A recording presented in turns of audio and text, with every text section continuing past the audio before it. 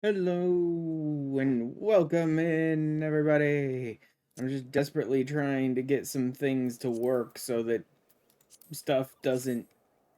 My frame rate isn't horrible and the game doesn't look really bad. And honestly, the more I've been playing around with it off stream, the more I'm realizing I'm probably just gonna need to get rid of reshade and just use the vanilla look of the game. I hate to do that because it always looks so desaturated and terrible, but it just seems like there's no version of this in which I can run the game with the new 7.0 graphical enhancements and my stream and make it actually look good. Like, it just doesn't seem like it.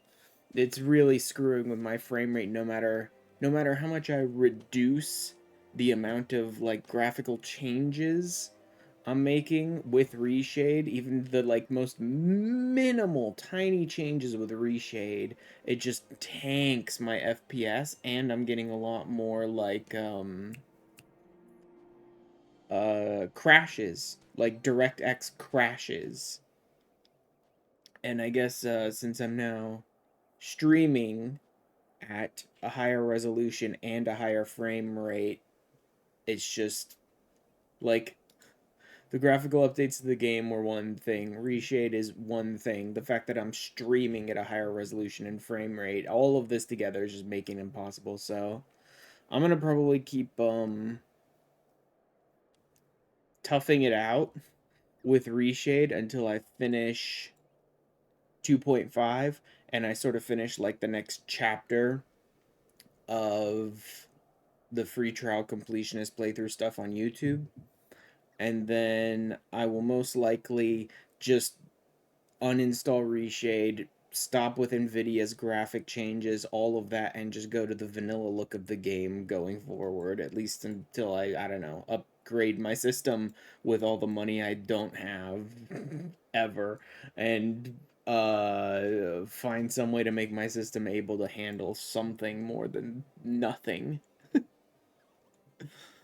Anyway, let me go ahead and get some music going. Is that actually working? Yeah, that should be working. Let's try and turn this on, shall we? Okay.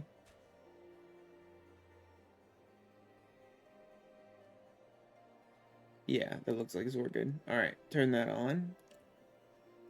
And that music on. All going. Everything should be good.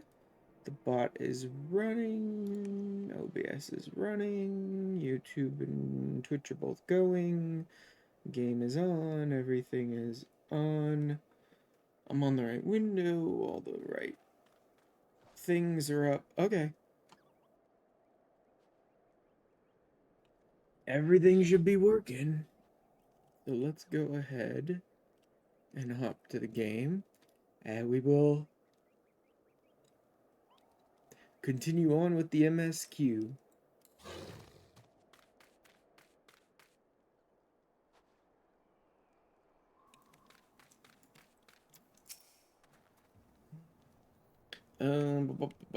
Conclude our business with Iceheart.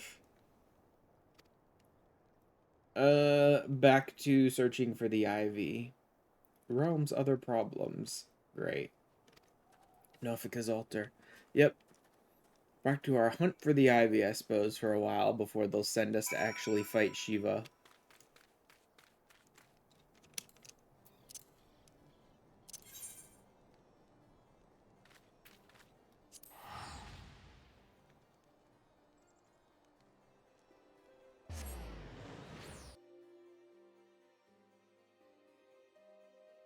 Also, part of me wanted to kind of pop in on my squadrons and check on them, but I don't think there's a reason to do so today. I just set them out on a new mission, like, early this morning, because I was up. My sleep schedule is kind of all screwed up at the moment for reasons. And, like, I was up at, like, 2 a.m. or something this morning, and I believe I sent them out on a mission then, so they probably won't. Pain dimension will be going on right now. Just more painful MSQ stuff. But so my squadrons probably won't be ready for another mission until, like, midnight tonight.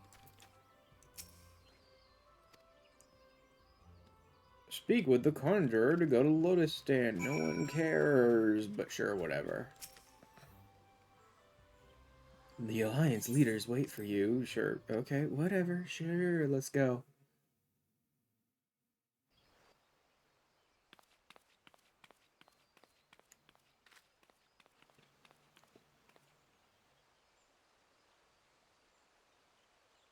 Change has come to the Garlean Empire, and we must discuss the implications.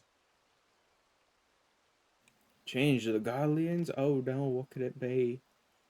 Other than the fact that the old emperor is dead, quote unquote.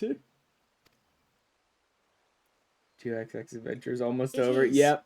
Yeah, it almost is. A new emperor reigns in Garlemald. Huzzah! Who?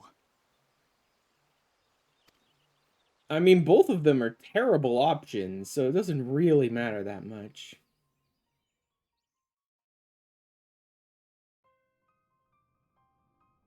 The birth and all too rapid expansion of the Garlean Empire is commonly attributed to the strategic brilliance of Solus Zosgalvis.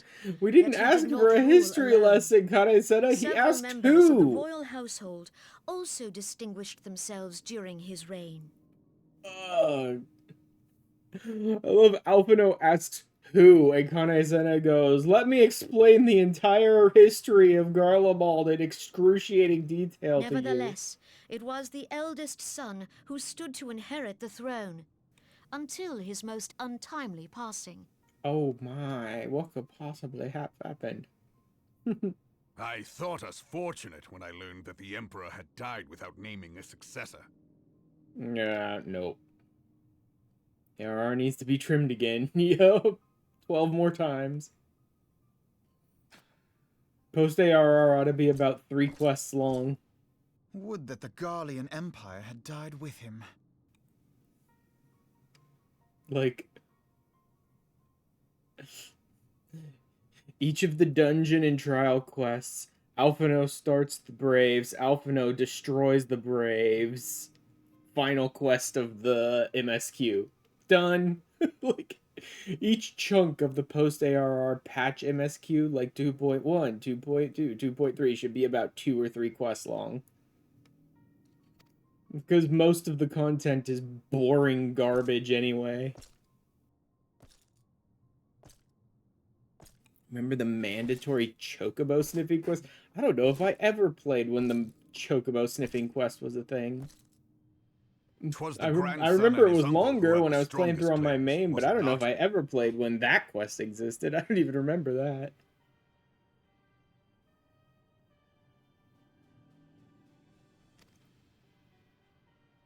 Part of 5.3,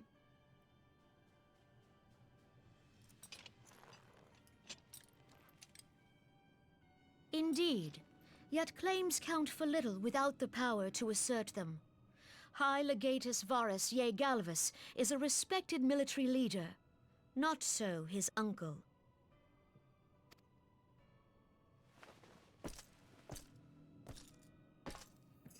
So young Varus has torn the crown from his uncle's grasp and taken his place at the head of the Empire.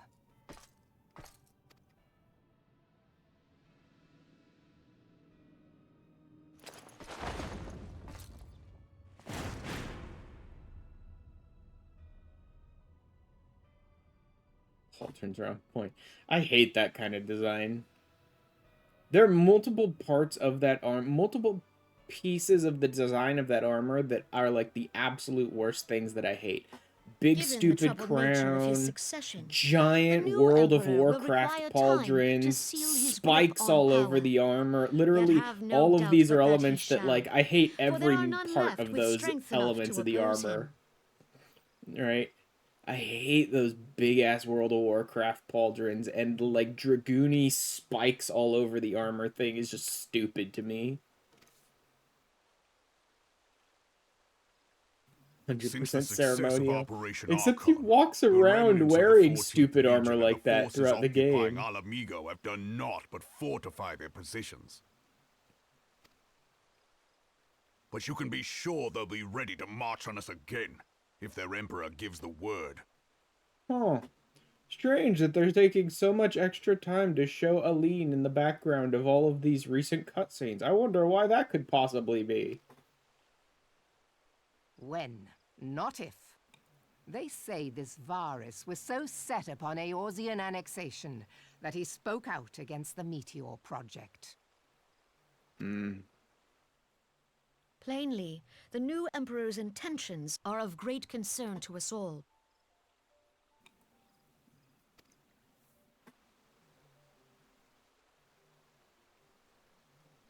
I propose that we set aside the Cartano dispute for the present, and discuss what measures the Alliance might take to prepare for a resumption of hostilities with Garlemald. And they'd probably drop the crowded pauldrons. Moreover, I move that we re-examine the question of how our former allies in Ishgard might be persuaded to retake their place They at our won't. side. Could Eorzea but stand as one, 'twould deal a grave blow to our enemies' ambitions. The idea of, let's table the Cartano thing for now. Let's go kill a tiny potato before we do that. Let's re-examine how Ishgard might rejoin the Alliance. They won't. Not under current leadership. So let's just ignore it, please. Like, all of the things she's saying are utterly worthless at the moment.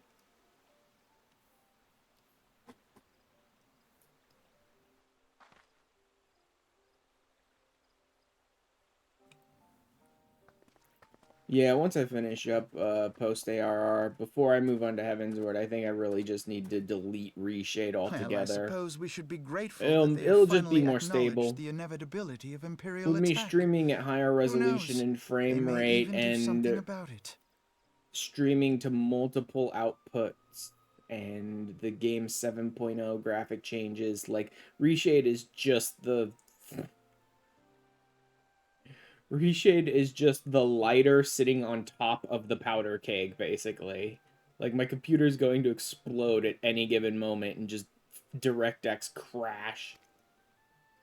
If only the leaders of Ishgard would follow their example and stop hiding behind their gates, praying for the coming storm to pass them by. That's not what they're doing. Not at all what they're doing, Alphino. But that is a It's just discussion refusing for to join another us time. because they don't care. At present, I am more concerned by the fact that the Alliance's mooted preparations will be made known to the Garleans many moons before their coming. So long as the ivy eludes our grasp, no secret is safe. We'll definitely have to deal with them. Also, I saw you walking off in the background there, Aline. See you later for no reason whatsoever. ARR Alphino sounds horrible. The problem is, I know ARR Alphino's voice actor. I don't sit around watching Critical Role. I just don't. Live D&D play is just not the sort of thing that interests me that much. I get secondhand cringe watching other people do live D&D play. I just can't do it. You know what I mean? But I know ARR Alphino's voice actor, and so every time he speaks, I can't help but see the dude's face. Like, it doesn't work for me.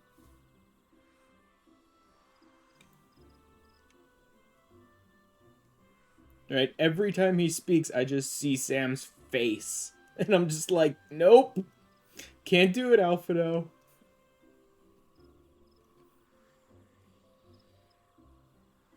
Like I said, I don't watch the live D&D stuff, but I do watch plenty of the other Critical Role type content of just them talking or skits or goofy nonsense or whatever. I just don't do live D&D watches.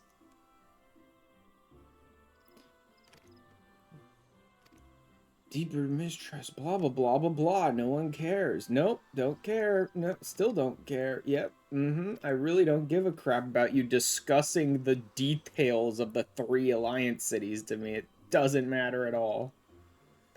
The hunt nears its end. Let's go find the ivy.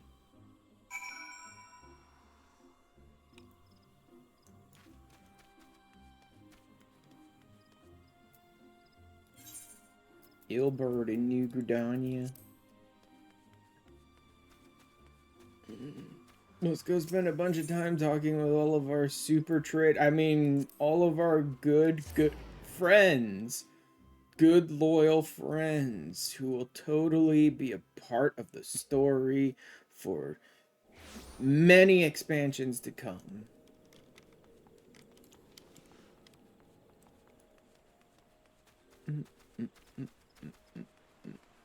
Hi, Aline. What are you doing standing around here for no reason whatsoever? Nothing suspicious going on here. What's this one? Oh, that's the extreme. Okay. I just assumed that, Arianje gave you all of the extremes, but I guess not. I need to hit those up eventually.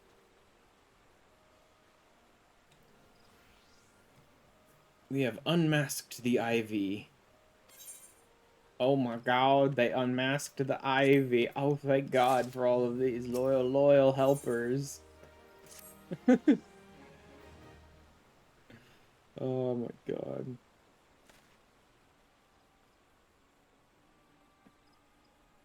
None other than Flame Marshal Aline Ryu. No, it can't be.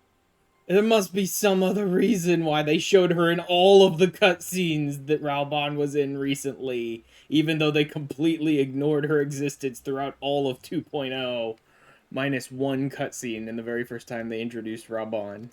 It couldn't possibly be that she's suddenly important to the MSQ.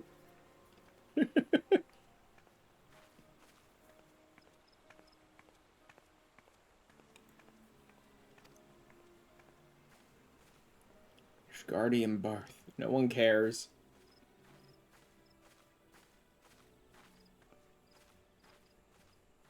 Based on their worth.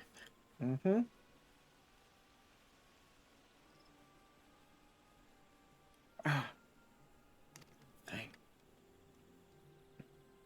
Also, honestly, I've just been wanting to play on the VTuber Minecraft server that I've been on recently. Spend more and more time on that, and so every time I have to come back to the free trial all to do like off-stream stuff, it ends up mostly just annoying me. But there is so much off-stream stuff I have to do.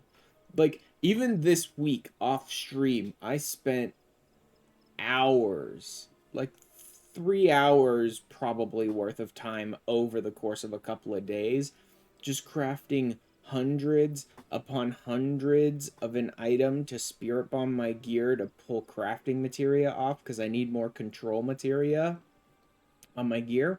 But all of my gear is melded, which means I'm having to go into over melding, which means I managed to pull a total of about 6 materia after like 250 crafts. I managed to pull a total of about 6 materia that were usable, that were control, off of my gear, only to turn around and meld one of them. One of them. I wasted hours and hours this week off stream crafting things I don't really need all that much so that I could meld my gear and spirit bond it and pull it off, and then successfully melded one materia and shattered like 5 or 6 others for absolutely no gain whatsoever. I gained like 3 points in control. I need like 12 still. I still need like 12 points in control. I gained about 3 after hundreds of crafts. I hate the way pentamelding works. I think it's so dumb that they'll just shatter materia by the hundreds. Later on, who gives a shit? You know what I mean? You could just collectible out your ass and gain hundreds of materia, and who cares if you shatter them by the dozens, right? It's still annoying, it's still a bad system, but it's easier to gain materia later on. But right now, the only way to gain the materia that I can actually use at this level is to spirit bond, and it is so much more painful when I waste all of that time crafting with tons of time nodes and hundreds of clusters and just hours of my own life crafting and then just shatter a dozen materia.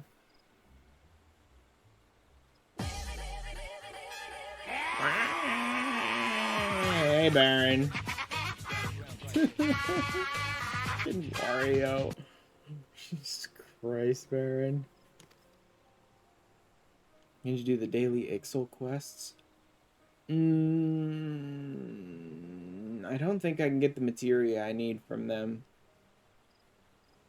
Or is that grade too high? I'll double check, but I think there was a reason I didn't bother with the Ixal quests.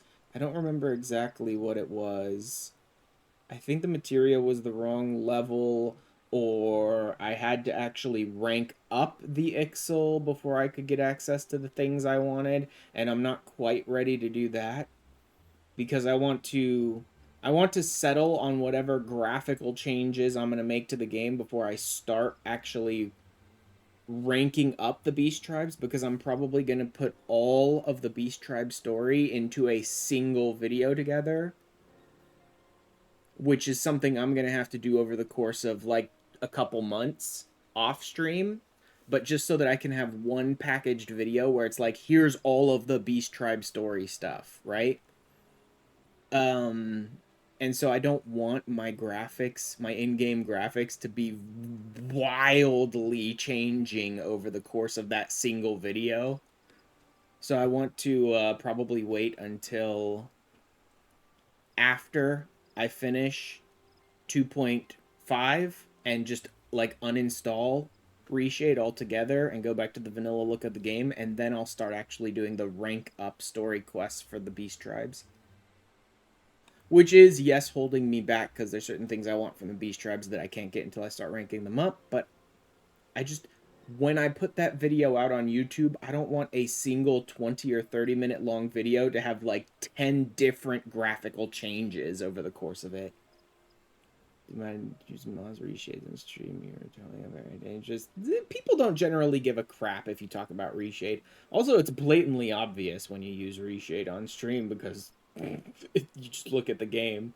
People generally don't care. And even if some dipshit online starts screaming and trying to report me for using reshade, the developers really don't seem to care about that.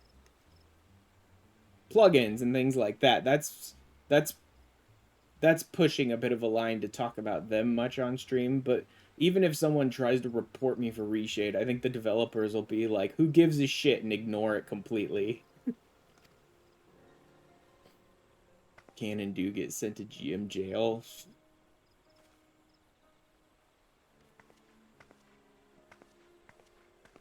Just got the randomline Stormblowers, like, by the way, we caught you and learned TS, what would you do with them? Murder! Yep. Dude, I don't think I've ever heard of anyone actually getting problems with their account because of reshade. I probably won't talk about it too much, but yeah, I don't think I've ever heard of anyone having problems because of it.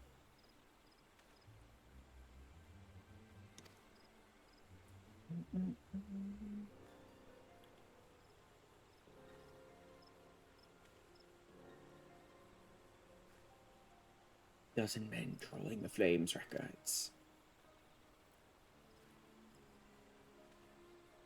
Martin in city gates, blah blah blah blah blah.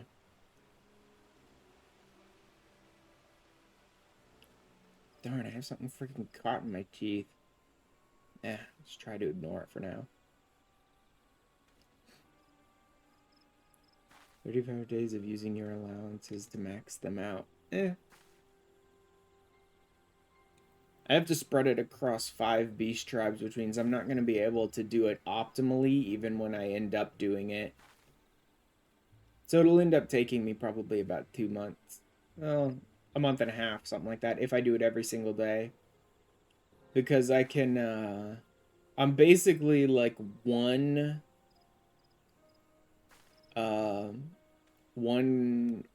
beast tribe allowance a day short of being able to do everything I want, because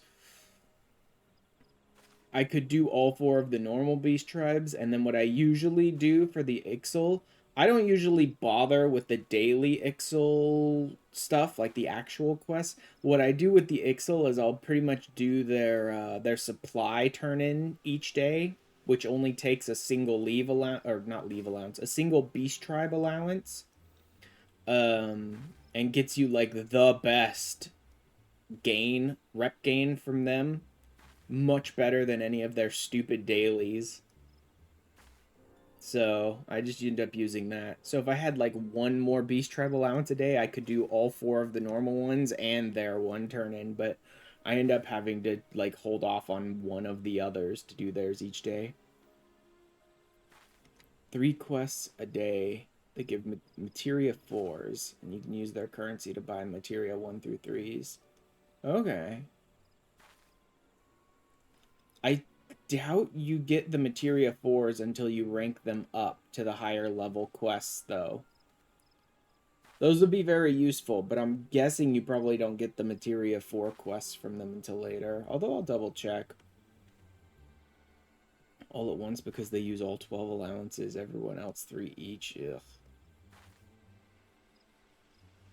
Have to get them to rank 5. Yeah, that's gonna take forever.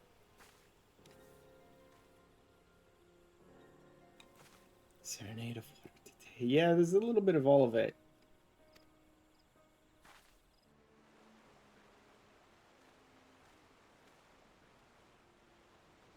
What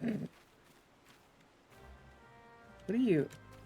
No, run, stupid. Don't walk. Why'd the game set me in walk? I didn't press that button at any point, and yet the game put me in walk mode for some reason. I at no point pressed that button. What the hell? That's strange. Blue Badger Gate, come with me. Game's trying to enforce RP. RP can bite me. Time to RP walk everywhere. Absolutely not.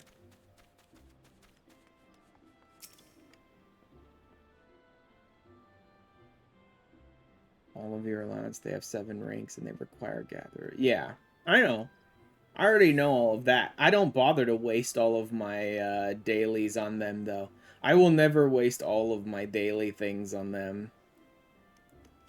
I waste 1 beast tribe allowance a day on them, and it's for the supply turn-in. Because you get massive XP and massive rep from them for that. It may make it a little slower to progress them, but I don't really care. I have to progress all 5 of the beast tribes at the same time anyway.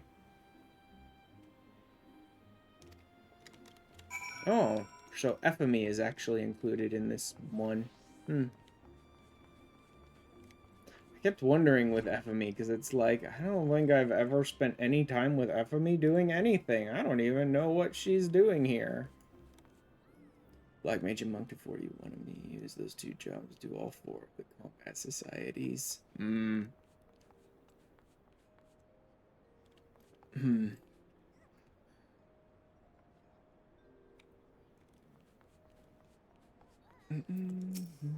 Hello, FFXIV.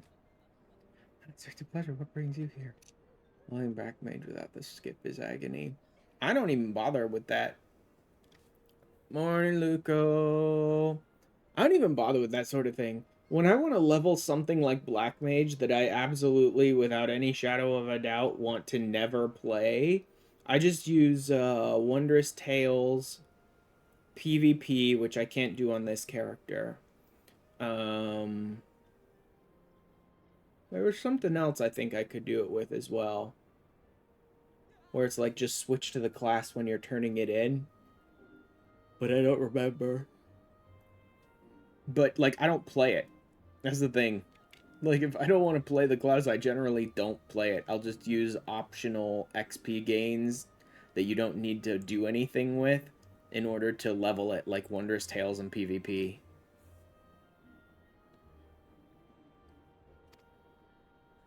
Social visit, you say? How pleasant. She didn't come this way.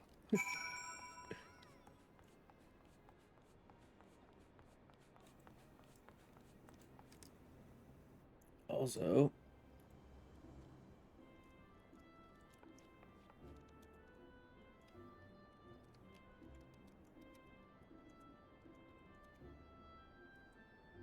Boop. Leveled Black Mage again. Oof. Level 70 and everything DPS I have unlocked on Cat Girl. Level Black Mage again. Ugh. Jeez, man. Level and play Ninja in PvP. Doesn't know any PvE rotation. I might spend time actually playing with Ninja. Because I don't mind playing as Ninja. Like, Black Mage is one of the few ones that's like, I just don't want to spend any time playing with the actual class. Bard in PvP? Yeah.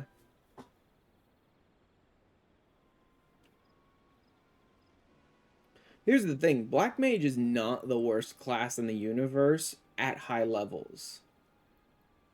If you're playing on an actual paid account, and you can get Black Mage way up to like 80, 90, 100, Black Mage is not the worst class to play, and you got pretty good movement options up there. But where I can play Black Mage up to about 70, I have almost nothing. At least last time I checked on Black Mage. They may have changed it recently because I never spend time playing the class.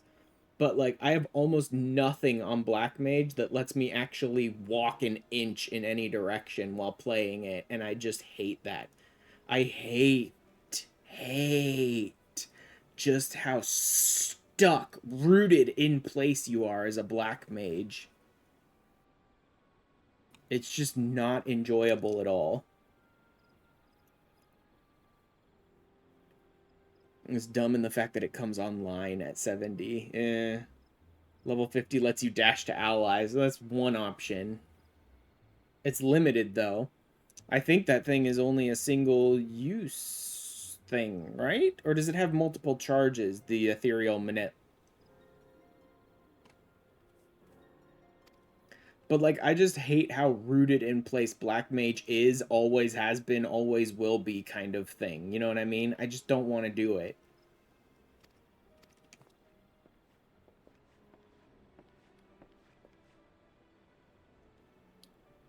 A couple of days. Maybe. That was another time. 10-second recast. Okay, that's not too bad. Not have enough bits to play him itself. Best Black Mage on Elpis. Oh, God. So just imagine it playing here. Baron. Hey, that necklace. You're Shinobi of Doba. Both of the Shinobi are walking around in disguise, but they're all, like, wearing a necklace so we can identify them. Left Bredania by way of Western Pier. She was attired as a merchant. These Shinobi are so amazing, man. I kind of love all the Domin Shinobi. They're great. And the fact that you almost never, like, see them, and they're always very subtle about everything, and they're always super loyal to your crew. It's like, the Shinobi are awesome. Everyone else that we're actually interacting with so much in these parts of the story kind of sucks, but the Shinobi are great. Come on, game. Look, I know I'm giving my computer an aneurysm at the moment, but come on, game. Load something at some point. East Shroud. Let's follow after her and freaking corner her. Blah, blah, blah. Whatever. Oh, yeah. No mounts. Honorant. I keep seeing that dude's name as a watering around Grenada. I'm just thinking of Anoa from Heaven's Word. I mean, they don't look anything alike, but the name just keeps being like, Anoa. Oh, wait, no, that's a different guy. Some nobody.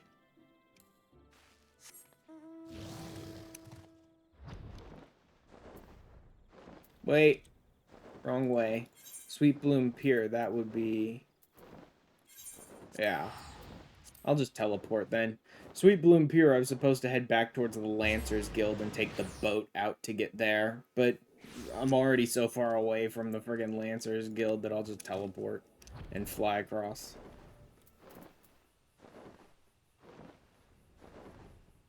That's another thing I need to be doing. I need to be spending time off stream working on my hunt logs for the various classes that I have so that I can kind of level them up a bit. Eventually, I'll turn around and spend all my time with my DPS classes just in Palace of the Dead. I don't know how I want to handle Palace of the Dead on the playthrough anyway. I mean, I know I'm going to want to do it, but I guess at some point I'll just sort of set it aside and make a couple of episodes that are just about Palace of the Dead stuff, but I don't know exactly how I want to handle that.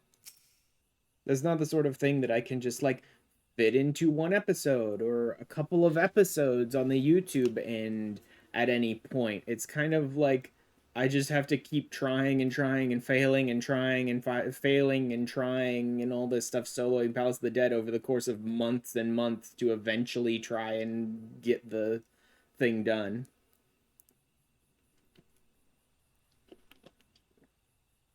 I'm down. I'm totally down with that, Luco. I need to solo it eventually, but that's not right now. I need to grind out potsherds at some point anyway. Like, I need to finish it up to 50 on stream at some point so that I can then use 50 to 60 to grind potsherds over and over and over again to get myself sustaining potions and farming silver chests. This Nightmare, the solo achievement. I don't know what the achievement is called. I know the title for the solo achievement is Necromancer. Farming the Ether Pool 2. Yeah. I need to, I need to, at some point, do more of it on stream to get to 50, so I can show that much off, like, hey, I got to 50 on stream. At that point, I'm going to use 50 to 60 to farm potsherds and Ether Pool. Because 50 to 60 puts you in the good place where you can start at 50. So there are probably better levels I could do, but you can start at 50. So that's why 50 to 60 is such a good position, because you can just do that over and over and over and over again. And you can farm Ether Pool and potsherds to then turn in for sustaining potions, which you need like hundreds of. If you're going to be making solo attempts, you need like hundreds of sustaining pots. I'm not really going to get to it completely until Heaven's Word. Midway through Heaven's Word, probably. Because there are certain classes that I'll want to use while doing the Necromancer attempts. I could sit here and be like, oh, yeah, well, people have totally beaten Palace of the Dead solo runs with every single class in the game. In fact, there are people who've done it with no job stones and stuff like that. And it's like, Angelus Demonis or whatever. And I think it's Angelus Demonis. And like other people like that. Like they've beaten it with every single job in the game, and they're beating it without job stones and with just classes and stuff like that. So it's totally possible with anything. But I've never done a solo Palace of the Dead run. Like actually gotten the achievement at any point on any character. And so rather than trying to be like, oh, I could do it on any class, no, I'm going to try and go get myself one of the 2 jobs that are like the most optimal ones to do it, and I'm going to do it on one of them. Yeah, I can't access Picto. Picto is probably the best for doing anything nowadays. They're still trying to balance Picto because they really overtuned it.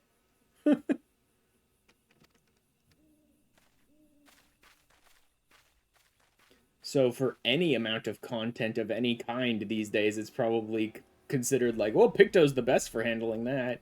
Yeah, until they nerf it into the ground to try and make it not more powerful than everything. Potency decreases in our future, yeah. Solo 1 to 50. I managed to do solo 1 to 50, I believe, on my main. I don't remember what job I did it on, though. I do think I did 1 to 50 on my main, though. I've never gotten to solo 100 or solo 200. I did manage to get... Machinist has their level 100 rotation at level 50. God. It's all just, like, potency increases after that for Machinists, I guess. I did manage to clear Palace of the Dead once. Not solo. In a group. It was, me and Aggie and Julie and Lysander. One night, at some point at like 11 p.m. or something, we just said, hey, well, let's go play in Palace of the Dead for a little while. We started at 50. We didn't start at 1. We started at 50. And like 11 hours later, we were still playing it. And we finished the whole thing. We did not expect to go all the way to 200, but we made it, so we went.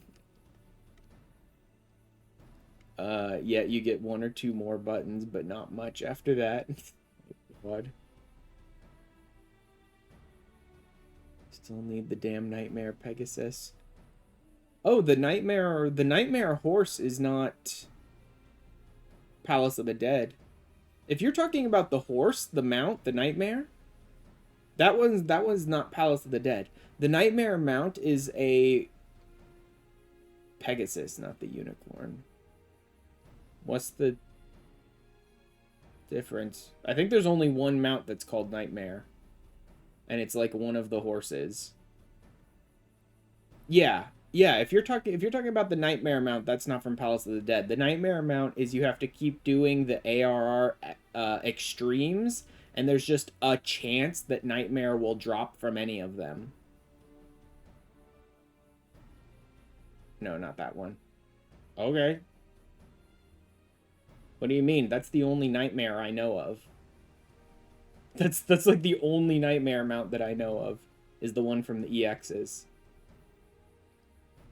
Where you can get the normal EX horses, but there's also a small chance you'll get the Nightmare one. Night Pegasus, not Nightmare. Oh. Night Pegasus? I don't think I've ever even heard of Night Pegasus or whatever.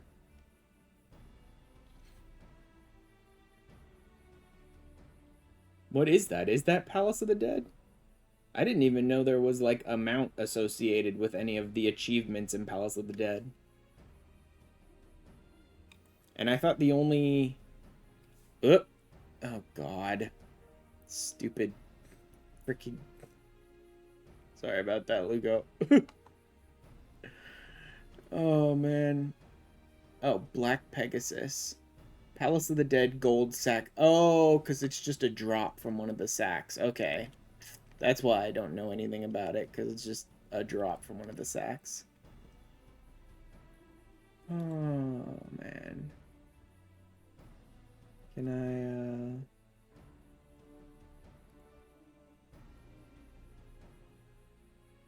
I, Okay, so that is the right button for that. Yeah, well. I have link protection. And unfortunately, I don't have anyone, like, whitelisted in that, I don't think. Can get it from the company seal coffers. But super low drop chance. Oof.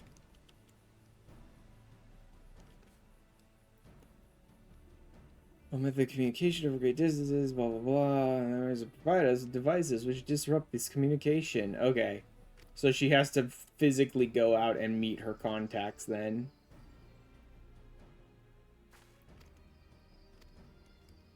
Cool, great. Let's go catch her in the act then.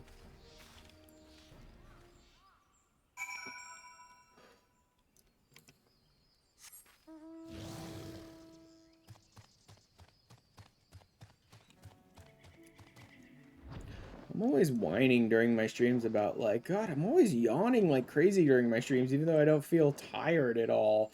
And then it's like, I didn't get to sleep until about 6 or 7 a.m. this morning. But honestly, I don't feel tired. But for some reason, when I start streaming and then I guess talking more often, and my room gets hotter because all the programs I have to run to stream and stuff like that, I end up just yawning like crazy when I'm streaming, which is super annoying. Slept 2 hours, woke up for the doctor's appointment, and back to sleep. Yeah, I remember you talking about that doctor's appointment. You're like, yep, I had a doctor's appointment in like 2 hours. Corey's departed for Bramble Patch.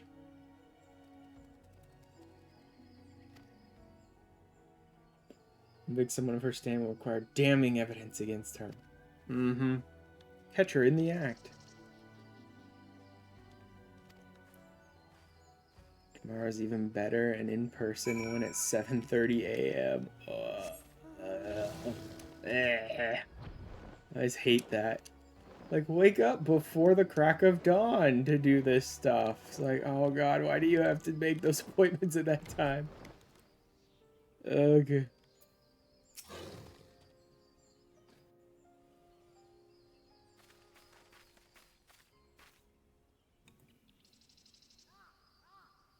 In conversation with an individual clad in the manner of an adventurer. Imperial intermediary. Awesome. Great. Cool.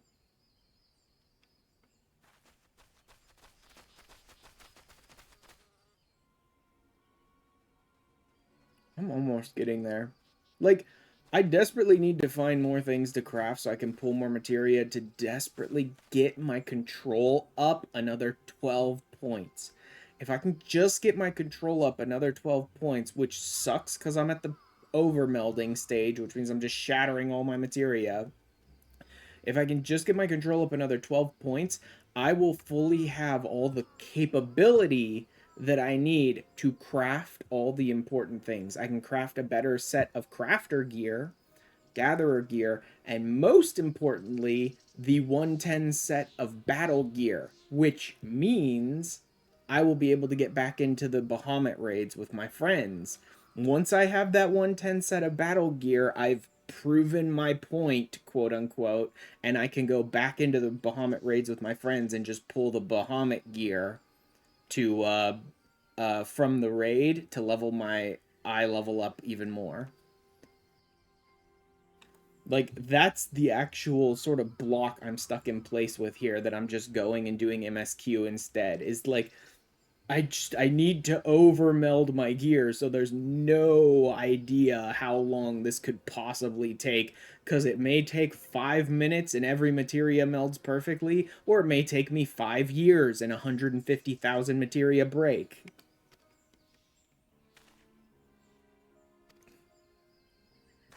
But if I could just get those last points of control, I will have what I need to make the, like, eye level 110 stuff. And then I could do the Bahamut raids again.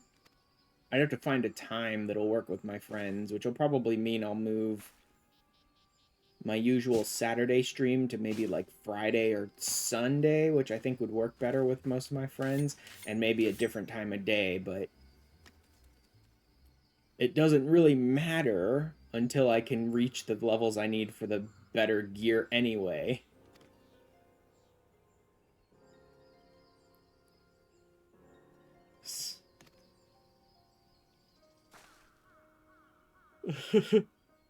We gotcha. And then, yeah, default to like, what are you doing? I'm doing nothing at all, untoward.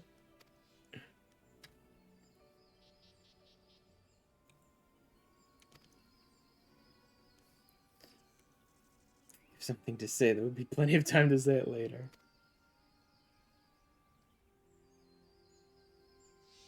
I will say, if there's one and maybe only one thing that the Crystal Braves do that's useful to us in their very short tenure, I suppose it's helping us unmask the Ivy.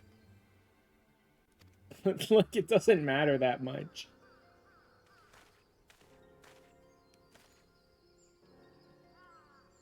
Realistically, even if we hadn't unmasked the Ivy at this point, I don't know how much that would have mattered.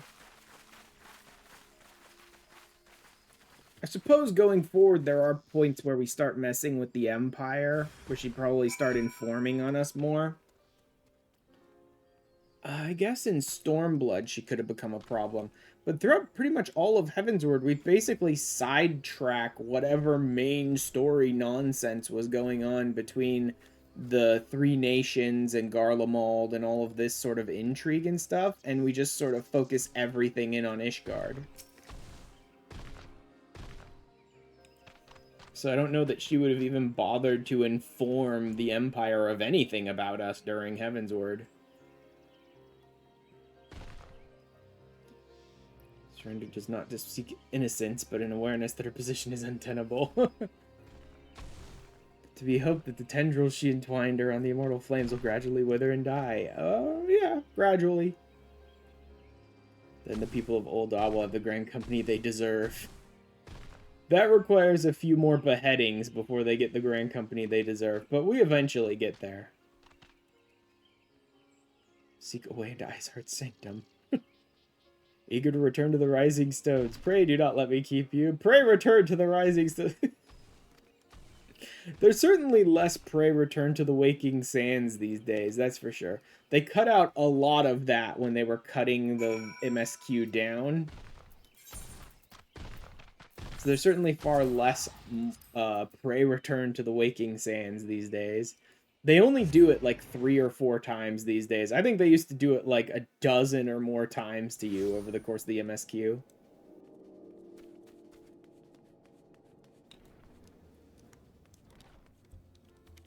Still so many things I need to grab here. These are just like hard mode ARR dungeons, and this is Ultima's Ballad, I think. Something like that.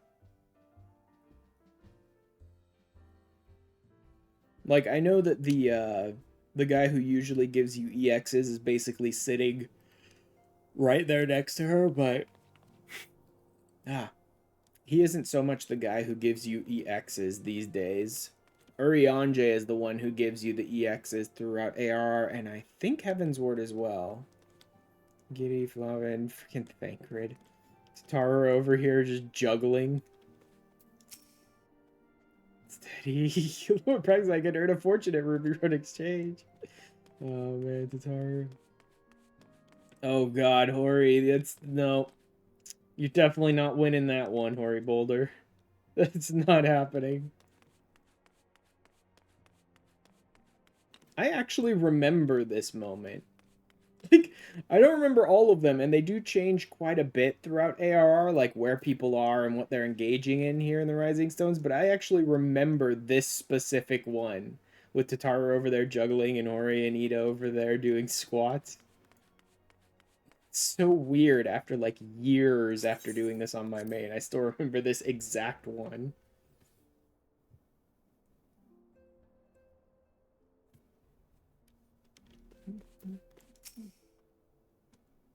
Mm-hmm. May I ask what it was? Chasing heretics and uncovering treason? Espionage against leader AU. I can scarce believe it. I love how out of the loop Minfilia is. It just makes perfect sense, given Minfilia's character, that she's aggressively out of the loop of literally everything we're doing at this point. Don't even bother to talk to her. Why would we? Another matter. Report we have made progress in our efforts to find a way into Iceheart's sanctum. Oh, thank goodness. Is it Shiva? Nope, not yet. It aetherized the depths of Snowcloak to teleport a short distance to the west. Sanctuary of some description. And we suspect she means to summon Shiva using the crystals she stole. They're bringing about a second coming, blah, blah, blah, blah, blah, blah, blah, blah, blah. They're just bringing about a primal, blah, blah, blah. First, we must overcome an obstacle. Despite our best efforts, we've been unable to ascertain the position of the aetherite to which she teleported. Really? Is Y'shtola at least out there working on it? Because she's the one who does all this nonsense. She's the one who likes to screw around with teleportation constantly. Destroyed the second aetheryte. Concluded we lack the expertise to develop a solution. Oh. And who does possess such? Arriving within the hour. Is this Moon? I thought Moon mostly messed around with the crystals and stuff like that. Welcome her together. I guess it is Moon. I didn't remember Moon, like, helping us figure out how to teleport into Iceheart's domain. I just remember her messing around with the crystals and helping us with the Ascians.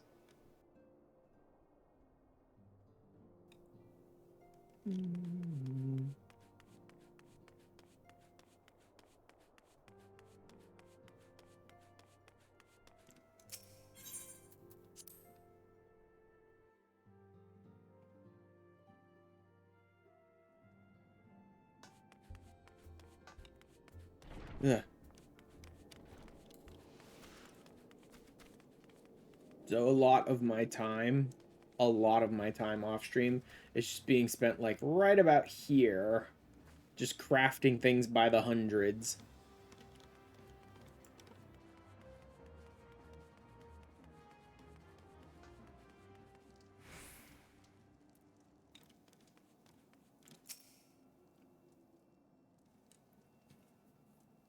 Yep, this is definitely going to be Moon. I remember that we are out here, like right out here when we meet her. Yeah, I didn't remember her helping us find a way to teleport into whatever the hell they call it. Akafa. That's it, Akafa.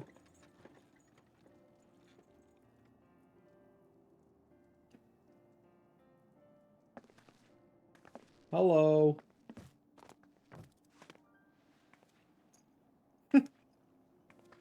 You're kind of a cute cat girl.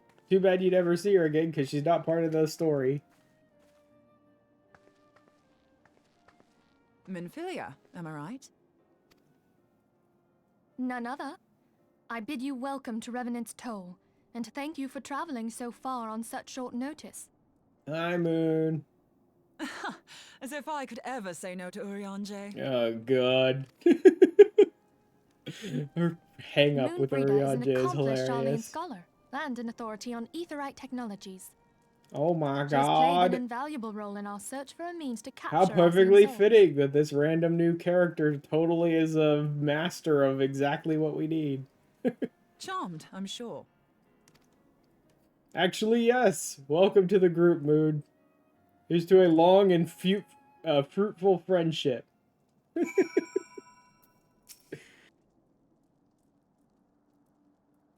Return to the Rising Stones. Yep. Sure, why not?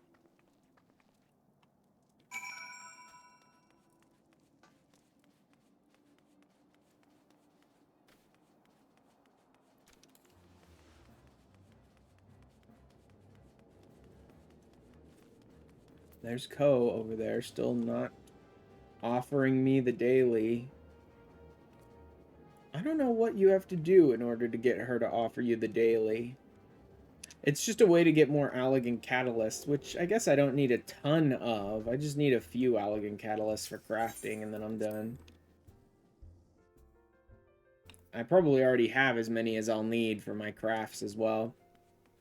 If you were trying to craft for, like, every single class, then you probably need more, but I'm not. I'm only really interested in crafting the 110 stuff for my healer primarily, maybe for my tank if I decide to do much more with him. But I will probably mostly just push on and craft Heaven's Word stuff for most of my classes later on because it's much easier. I don't have to do all this garbage end of expansion crafting where it's like, get a billion time node materials and raid a bunch of dungeons and raids for shit you can pull out of them. Right? I could just go gather like normal in Heaven's Word for crafting most of that stuff. Like, instead of worrying about a bunch of level 50 stuff for most of my classes, I'll probably just craft a bunch of level 51 stuff. Gods, it's been ages! and just skip that whole post-ARR nonsense for most of my rolls. Oh, longer, sister. A joyous reunion indeed. Well, of course it is. Moon and I are like twin sisters. Oh my god. Save in appearance and aptitude.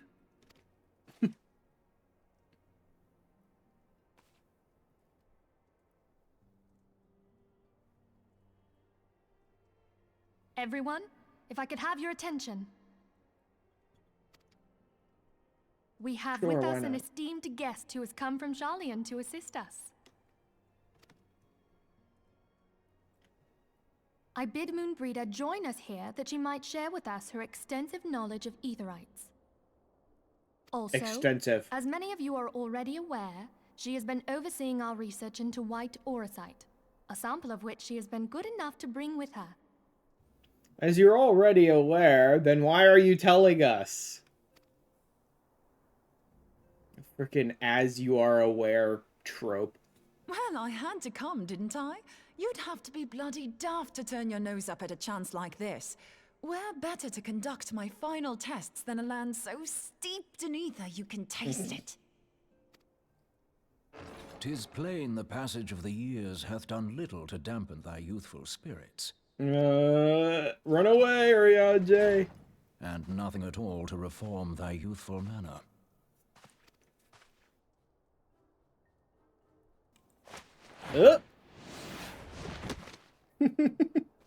Let go of me. Ariadne, where in the hells have you been No hiding? touchy.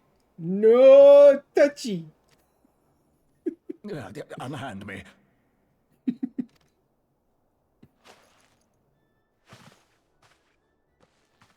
I come all this way, and that's what you have to say to me.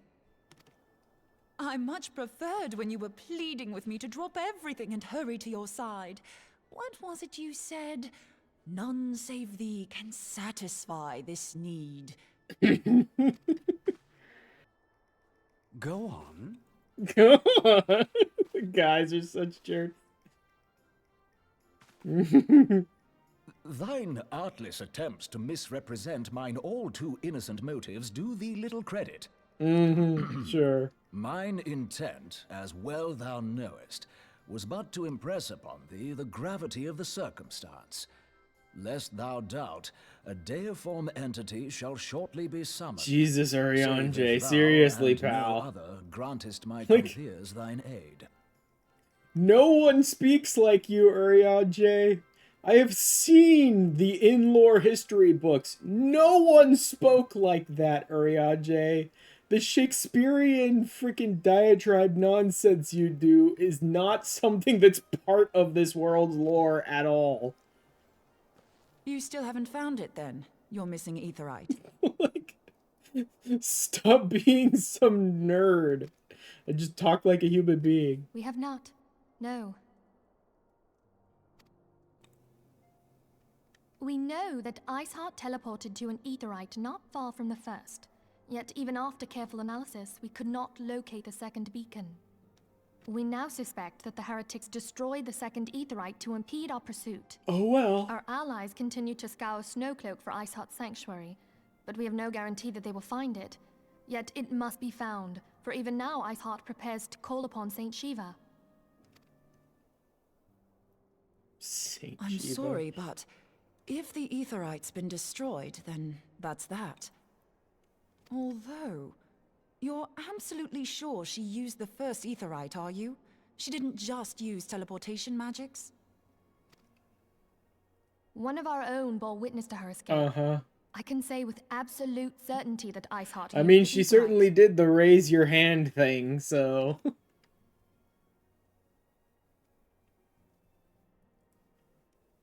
In that case, there might be a way, so long as the ethereal current is still flowing. Truly? How? Like, I know they needed to introduce Moon to the story somehow, but realistically, Y'shtola should have been able to handle all of this. You could have just introduced We Moon with the use the aura current sight. to recreate the beacon. Like, Y'shtola helped us get into Titan's lair doing almost this exact same thing. She should have been able to handle this.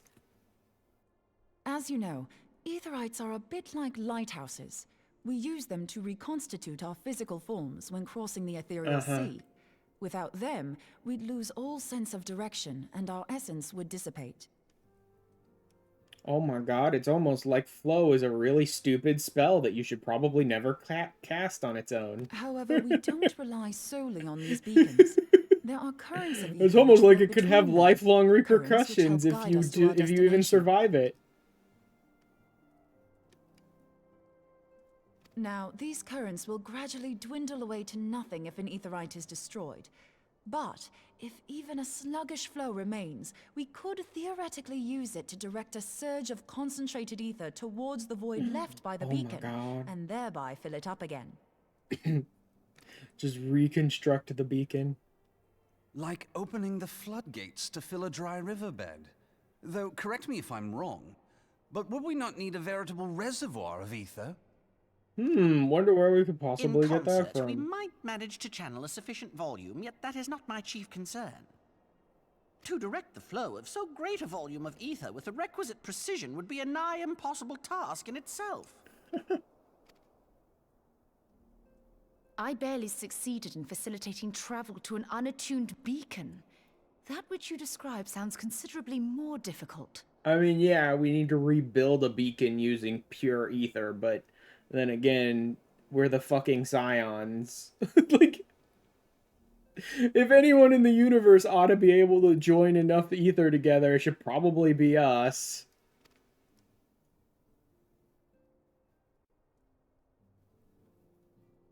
And dangerous. Every person who has attempted to teleport in this fashion has died in the process. They, however, did not have white aura sight at their disposal. I love that. And dangerous! They've all died! I can use it to channel all the ether you can give me into the Aetherite. However, white aura sight cannot retain ether for an extended period of time, so we would need to infuse it immediately beforehand. Just so you know, I'd confidently give this plan better than even odds of success. And if the worst comes to worst, your people won't suffer. No, they'll be dead in an instant. Though it risked the lives of our best and brightest, we have not the time to seek other options. If the ethereal current still flows, we shall carry out Moonbreeder's plan. Cool. That's the spirit. Let's roll the dice.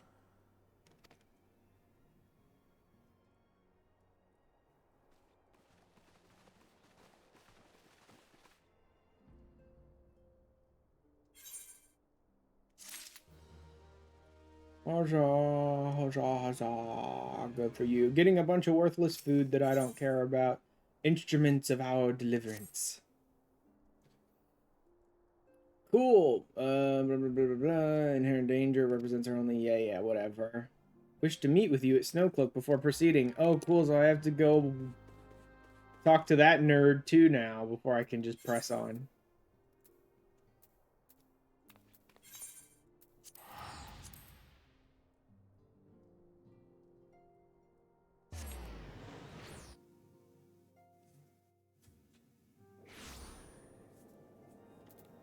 Also burping a lot today too. Oh yeah, because I grabbed those soup dumplings just before I started streaming today. That's probably why. Those things are tasty. Those Trader Joe's soup dumplings are really good. Oh. Wait.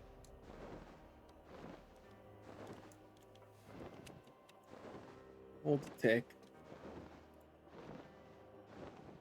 It is. I'm like, wait a minute, that's not in-game. And then I tab over to the music and it's like, Terra's theme. It's like, oh my god, what timing. The music is playing a remix of Terra's theme while I'm flying around in, Kurthus. So fitting.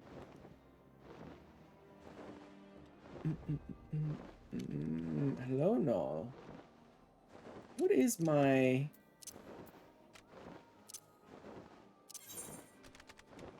Miradosh in Upper Lenosha. Okay. I knew it wasn't this one because it would have told me that my target is blah blah blah if I did that while I was near him, but I was just wondering what my target was. I'm starting to wonder if you're having second thoughts. Sends his regards, attends the interrogation, don't care. Discuss the ivy upon your return.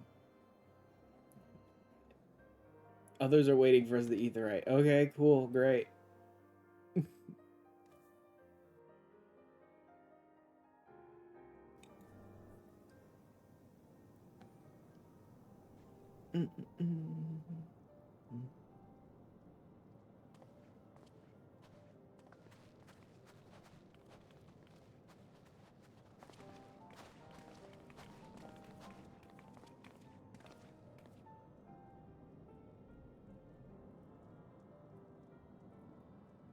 Let's go, gang. With our powers combined, we summon Captain Planet. Wait, no. Captain Planet.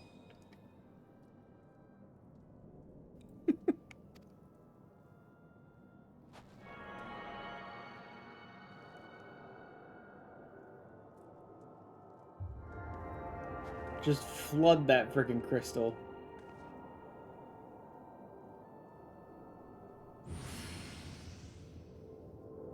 Nothing bad could possibly come from just creating a massive flood of ether and just pumping it into a crystal. Like, we could probably damage this crystal pretty badly doing this. That being said, this crystal is worthless to us as it is now. So, who cares if we damage it?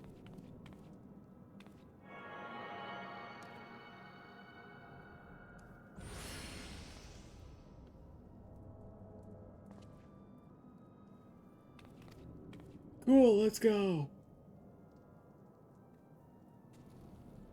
The beacon we've created by blah blah blah blah blah. You will blah blah blah. You will reach her before she summons Shiva, hopefully. No.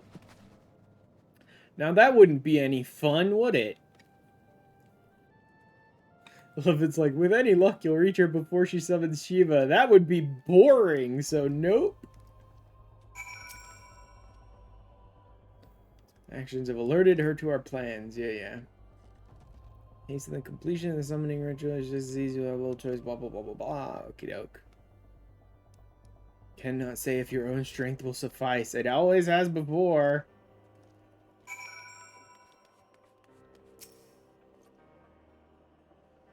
Rest that he could not be here in person, and as that his letter. God. Persistent threat in her hour of need is not her knights who stand poised. Render. The warrior of light, savior of Eorzea, your deeds this day shall have you. Oh my god. Yeah.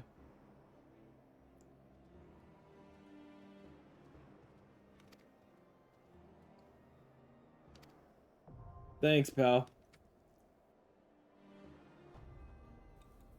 Alright. I'm not gonna hop in just at the moment, though, because I have a ad break on Twitch coming up in about 2 minutes, and then the ad break will be about 3 minutes long, so I'm gonna go ahead and just take a little break right now, so that I'm not trying to fight the ads while dealing with Shiva's storyline. And yeah, I'll go ahead and take about 5 minutes, hop up, grab a drink, grab a snack, move around, stretch out, go to the bathroom, whatever you guys need to do. I will probably go get a refill of my drink and grab a snack really quick. And I will see you guys in about 5 minutes. Alright. I'm back.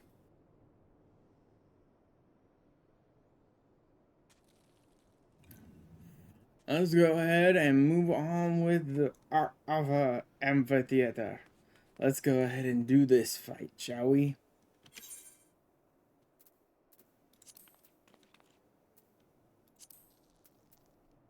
Let's see. Ah, instant pop. I mean, I am playing as a healer. That's not super surprising, but still, instant pop is nice.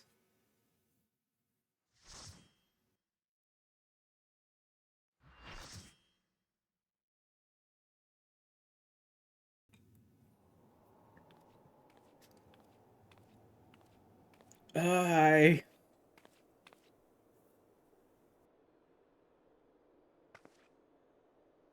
Look, any chance we could just talk about this? Here, warrior of light. I labor only to No, forge a that would be lasting boring, peace. and they wanted us to have another primal to fight? Okay, fine. You would deny us out of ignorance and blind faith. No matter.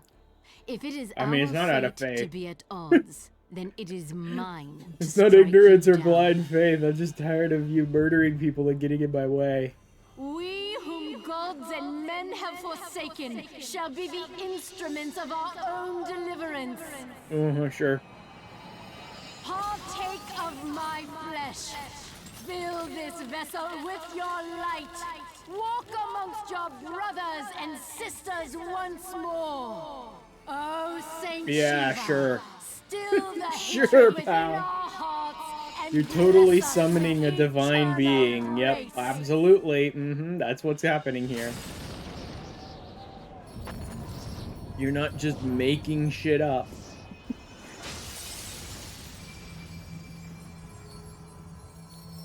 I do love Shiva, man. Shiva's cool.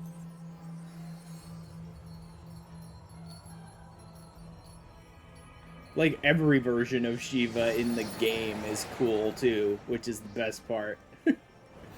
Even when you're dealing with it with Reen later on. During Eden, that Shiva stuff is cool, too.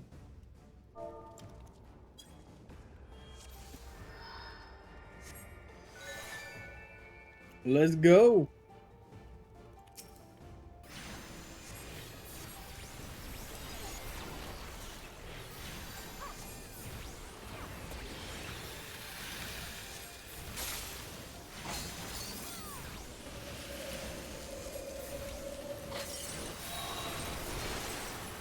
What's with the... Oh, God. Double Scholar. Oh, this is beautiful. Wonderful. That's exactly what we wanted. Double Scholar.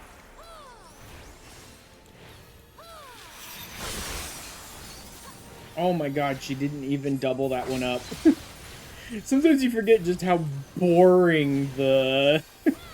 the hard modes can be.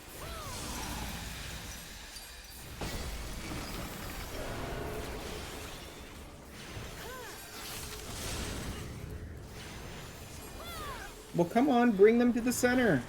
What are you doing, Dark Knight? Bring it to the center, stupid. Whatever. Wasting everybody's time. That's the staff, so that's going to be AoEs. Guys.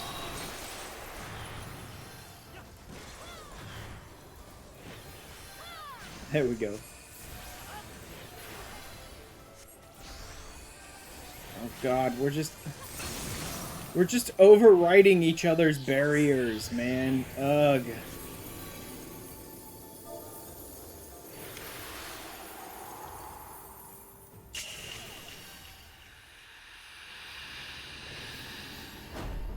Yay, steppies!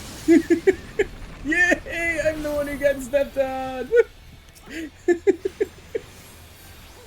So stupid. I love how everyone freaks out about steppies during that part of the fight.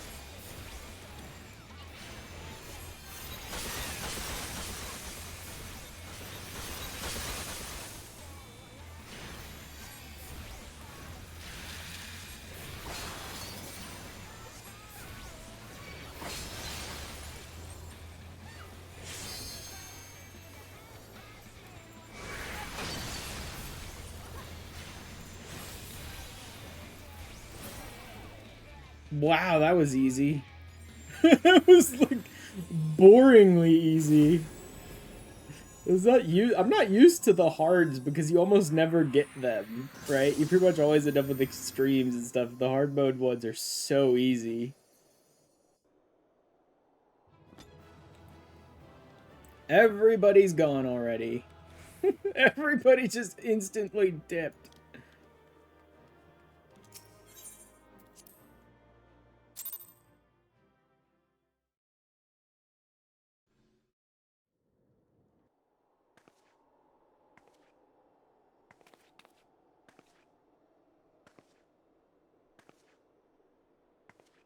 Good job, lady. Totally wasn't the easiest fight ever. Where I, like, didn't even pay attention, had to avoid, like, 2 mechanics, and then beat you to death. Blind, bloody fool. Yeah, sure, I'm the fool. I'm the person who's totally deluded myself and made grand, sweeping proclamations about the kind of person I am based off of nothing. Oh, no, wait, that's you. You, of all people, should understand the suffering war begets. Don't care. That no sacrifice is too great if it brings an end to the violence. Yep, that's definitely what you were gonna do. Totally, you were gonna bring Mine peace. is the righteous cause. You fight in a war you do not understand. A pawn of liars and schemers. Yup. Doesn't And they make are you no any more less righteous. ignorant than you, following the creed of their fathers without question, never thinking to ask why. Trapped in a delusion of their own creation, and blind to the truth. Yeah, blah blah, yada yada. No one cares. Warrior of light, redemption is not beyond us. Sure, pal. We who walk before may lead those who walk after. Seek the keeper of the lake. See with eyes unclouded. Do not squander Mother's gift.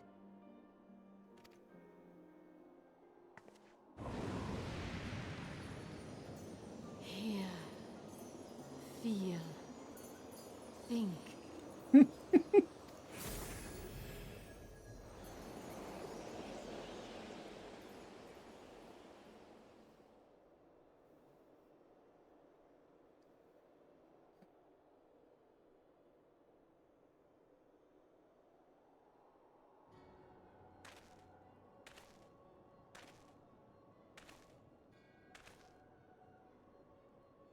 And so the vessel withdraws. A predictable outcome. Friggin' nerd. Nevertheless, La Habrea will be pleased. How unfortunate.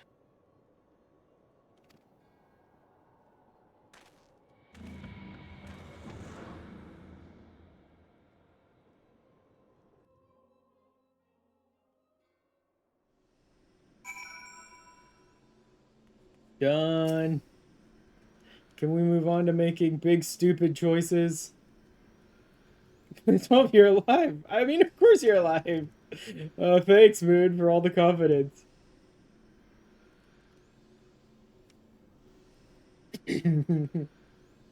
Javanians are skilled with glamours after all. Nope. Never heard of a primal being summoned like that before. Sure you're not injured. Shut up, Moon. Grand, complete lack of faith in my experience. Thanks, Moon. Back to the Rising Stones.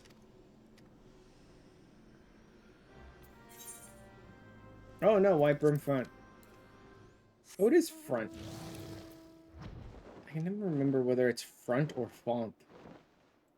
I guess it is front.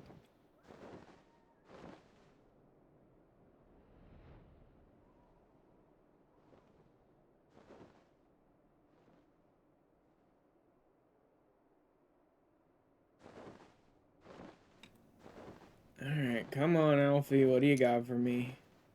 More boring, stupid stuff? God, is he seriously in there? Wait. No, that's not him. That's just some dude. Some dude. Ha! Faster to go in through the top. I like that her title right now is like Taciturn Temple Knight, no name whatsoever.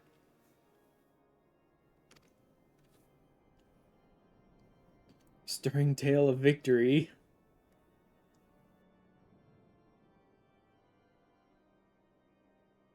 Too late to prevent the summoning. Yeah, but I beat her ass in like 5 seconds.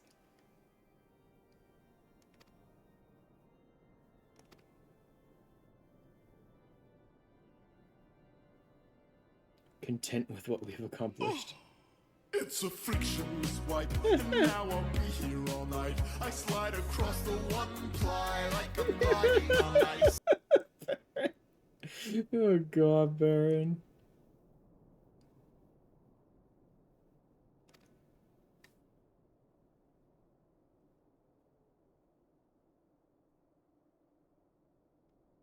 Besides escape. Whether it take days, weeks, moons, or even years, we'll find her before that. I found some bits on the floor. Jesus. In time is the caravan ready? Well, the idea that this is the first time that someone summons a primal over themselves. At least that we know of, right? So everyone's like, that's so weird.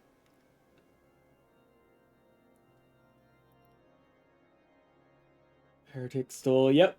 Cool. Supplies, yay! Less the crystals, of course. Yeah, it makes sense.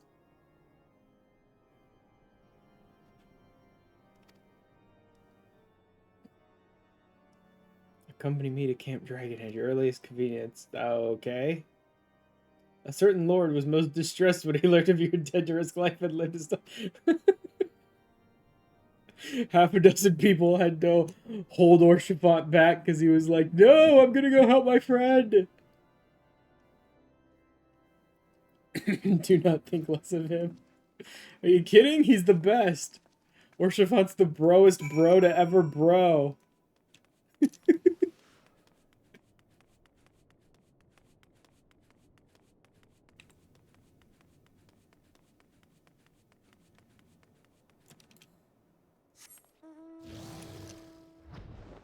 Orshafan MVP. Yep. Orshafan's the friggin' best, man.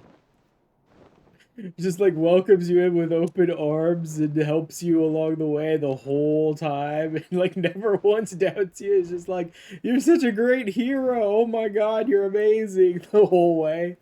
Orshafan is the best.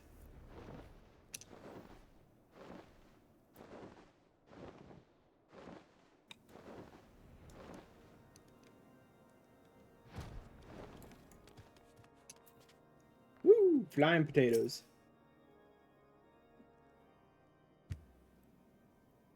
What were you thinking, wagering your very being on a dubious theory which might allow you to enter a lair? Oh god. Sufficient forewarning to complete a ritual to summon Shiva anyway.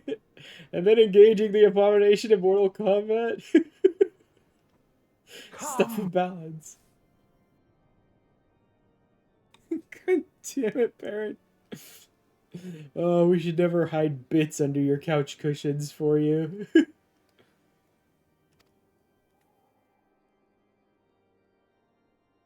Here I was forced to wait, condemned to wonder at the fate of a dear friend. I would not wish such torture on my most hated enemy. Oh man, Orshafat.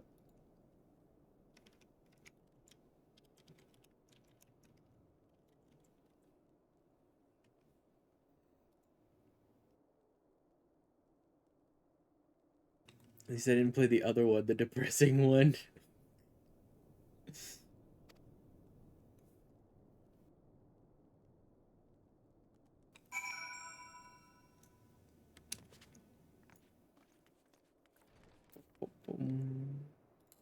Away with ye. I don't need her clogging up my screen at all times.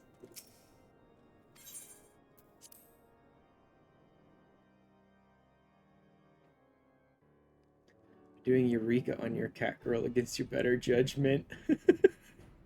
Against my better On judgment, behalf I've of been the doing Holy See of Eureka. Ishgard, allow me to express my deepest thanks.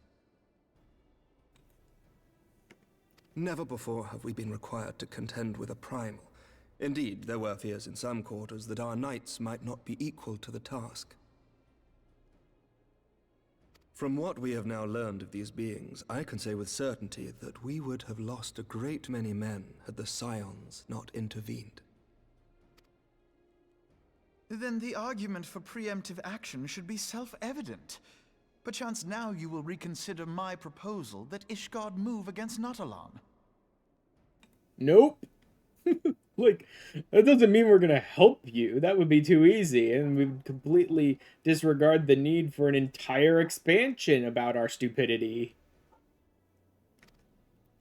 Ere we first At a met, dungeon, he a kept similar telling me he was still proposal working was on catching tabled, up, but and he the hadn't Holy hit See the decreed dungeon that yet. we were to Oof. observe, and that military action should be taken only in self-defense. Turned out he'd actually done the dungeon with duty support somehow by accident a week ago, and now he was a patch and a half ahead of me. What the hell? Why? All things considered, it was not an unreasonable decision. Since the calamity, 2 vigils have fallen to the Horde, while Garuda has never shown any inclination to storm the gates of judgment.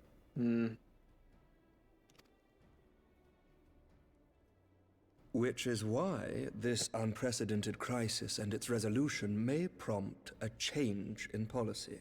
Did not realize that Scala was a dungeon. How do you not realize a dungeon is a dungeon? It's pretty obvious. You who have faced these primals know well the threat they pose. Ishgard did not. Not until now. And there is naught like a brush with death to change a man's outlook. At the very least, this should silence any lingering objections to our arrangement with Revenant's Toll.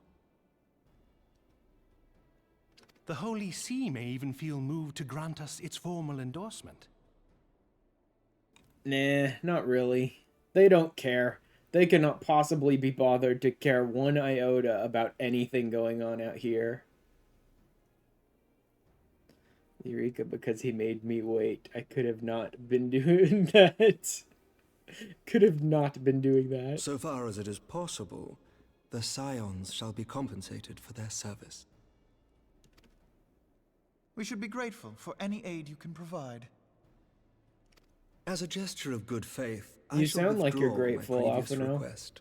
You Your don't people sound are like a doubtless petulant needed little elsewhere. bitch at all.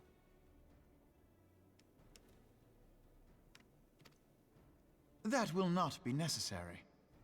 We, too, have a vested interest in watching Dravania's movements. Besides, I'm supposed to go talk to the Keeper of the Lake anyway. That's what I see. Isart wanted me to do. Once more, I must thank you. Sir Emmerich, if I may, do you truly believe that Midgardsormr could return? Yep, but not for many, like, hundreds of years, probably. Jeez. The heavens are a window unto truth, but those who interpret their movements are not infallible.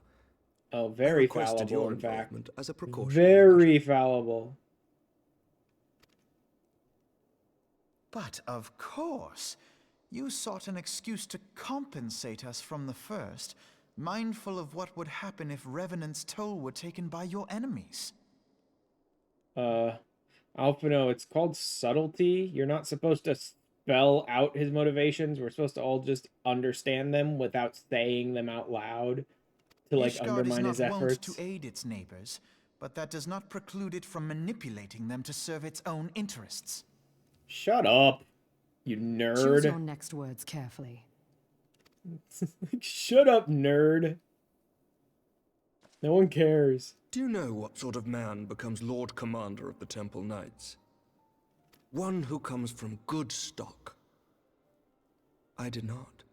Yet here I am. Now, why do you suppose that is? Because I swiftly learned to tell the difference between words, deeds, and beliefs. You are correct, Master Leveilleur. Ishgard desires to see Revenant's toll flourish, as it would present a troublesome obstacle to our enemies from the south. We are so glad to be of use to you. Oh, shut up, you little butthurt nerd. As we are to you. Ours is a mutually beneficial arrangement, lest we forget, one born of necessity. The dragons grow more Such a restless whiny by little the day, and the brat, heretics they harry are. us nigh without cease. We have contended with such troubles for centuries, but there are limits to even our endurance. Yet as a pauper is loath to part with his meager possessions, the leaders of Ishgard are not wont to render up their trust to outsiders. Yup. But with perseverance on our part, they may yet be made to see the light. Nevertheless, one must take care when walking the road less traveled.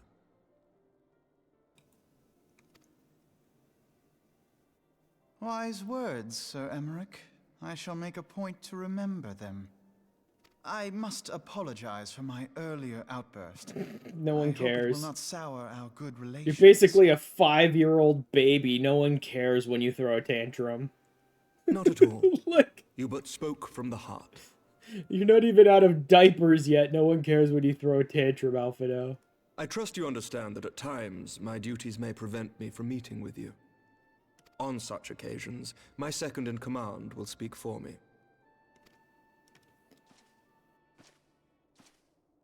Lucia, at your service. Pray excuse our reticence. We are but wary of speaking too freely, lest our sentiments be made known to our enemies. Know that the Lord Commander and I are of one mind. For the sake of Ishgard, and of Eorzea at large, I pray our peoples can put aside their differences. Yeah, eventually, sure. It'll only take some grand sweeping regicide. Of their future. That's right. Put aside the fact that I murdered your sister. No one cares anyway. Should In all fact, you'd befall barely our care at shipments, all. Pray inform Lucia immediately. You may also relate Even to when her it's any revealed words that you might have murdered for her me sister, alone. she barely cares because she knows she was a horrible monster. Not being of Ishgardian birth, she owes no allegiance to any noble house, making her as near to incorruptible as one can find in my homeland. Suffice it to say, I trust her completely, and so may you. Which reminds me, Lord Orchefort, if you would be so kind. Certainly.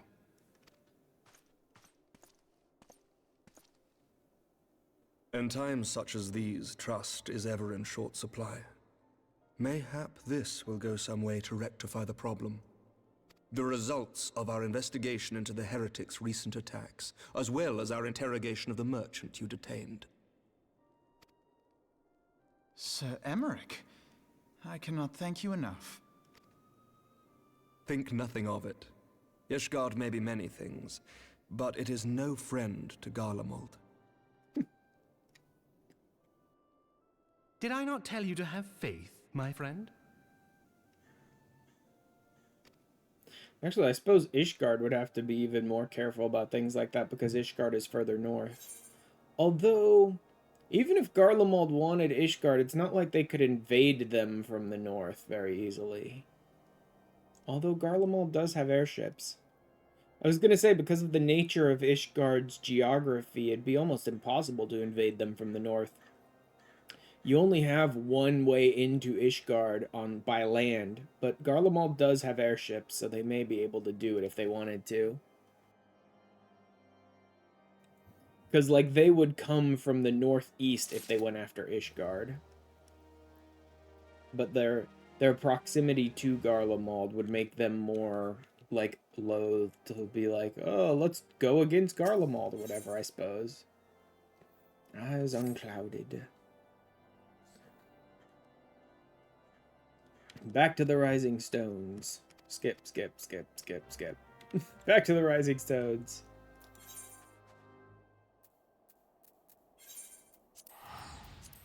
Just aggressively ignore everything Alphino has to say other than back to the Rising Stones.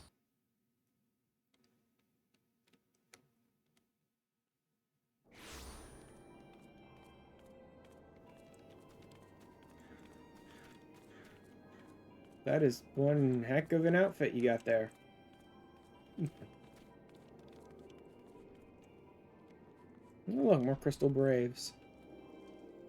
Yeah, they do start showing up more and more often over this point, and throughout Heavensward, you find Crystal Braves just sort of sitting around, especially in Revenant's Toll, more often.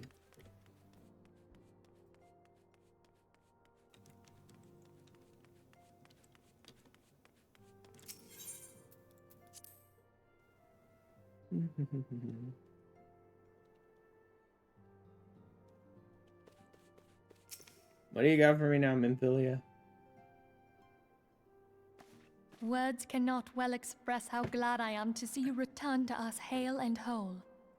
Just bash my knee on something.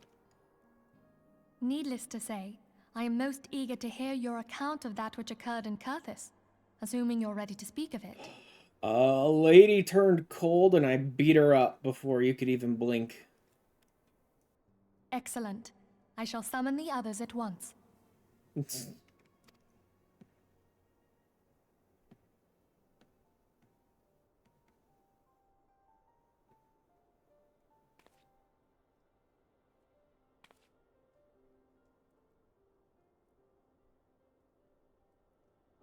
Iceheart used her own body as a vessel for a primal soul?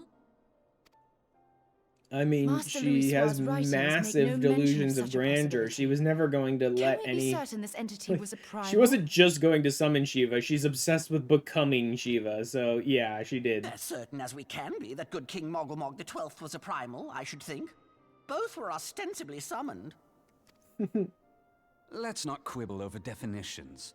Of more concern is the implication that Iceheart retained her will, even after she was possessed. We are talking about a mortal, wielding the power of a primal. It can't possibly be that easy, can it? There must be some sort of sacrifice required. Or maybe she's just special? I mean, not really. What qualities this woman possesseth, I know not. But full sure am I that she was groomed for this role. Like, now that I think about it, there isn't really any special qualification to become a primal vessel. That's not to say that the people who do become primal vessels aren't, like, super important people, but there isn't really any special, like, genetic or ethereal qualification for it. Few are privy to the secrets of summoning, and but a single party standeth to profit from their dissemination. Well, I wouldn't presume to comment on how the lass came to know about summoning, but I will say that what she summoned was a primal. The readings were the same, or near as damn it. Strange as it all sounds, it's really no different from what you've faced before. It was actually quite Then easy. mayhap it is time that we re-examined our previous encounters. Pack your things, Ida. We're going back to Gridania. Great. Yes, sir. As long as she can punch something, she'll be happy. About Iceheart's final words to you. Hear, feel, think. Hydaelyn speaks to her as well. Yup. If Iceheart is blessed with the power of the Echo, she will doubtless have used it to further her goals. Or could it be that it was a revelation granted her by the Echo which first set her on this path? She did say that the Ishgardians were blind to the truth. Do you think she has knowledge of the origins of the Ishgardian-Dravanian War? It would do much to explain her unwavering conviction. Did not the Lady Iceheart implore thee to seek the Keeper of the Lake? Sure, why not? And did she not imply that in so doing thou wouldst come to see with eyes unclouded? With eyes Midgard Zona unclouded. was a king amongst kings who reigned for centuries on end. But he is dead and his wisdom lost to the ages. No. Unless the Ishgardians' fears are well founded. Dead? No. Killing a dragon is not nearly that easy. It would seem we Those have yet some another bitches reason are to stand watch powerful over the and Keeper of the very, Lake. very durable. For a mercy, we are well positioned to do so. In fact, I can only think of one dragon that's full-on legitimately dead. At least one important name Iceheart, dragon that's legitimately Shiva, dead. No, wait, Ascend, two. And Midgard Zoma. I shudder to think how they're all connected. I can only think of 2 dragons of note that ever actually died.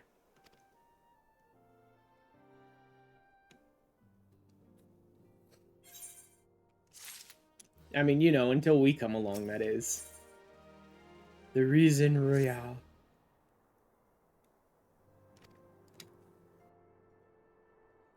Commotion outside. What's going on?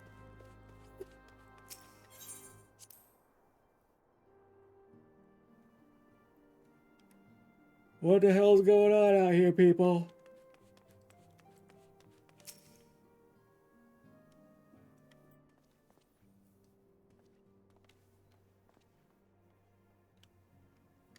Ryu has escaped. Oh my god, what could possibly have happened to blah blah blah blah blah? Seen in the city, quitting the city via the gate of Nald with a bloodied spear in her hand. Makes for Meridianum. Yep. Off to chase her down.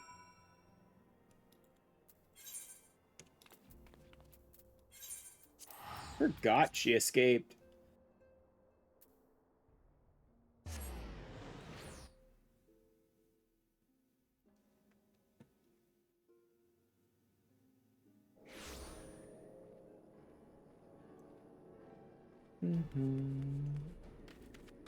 What's up, Billbird?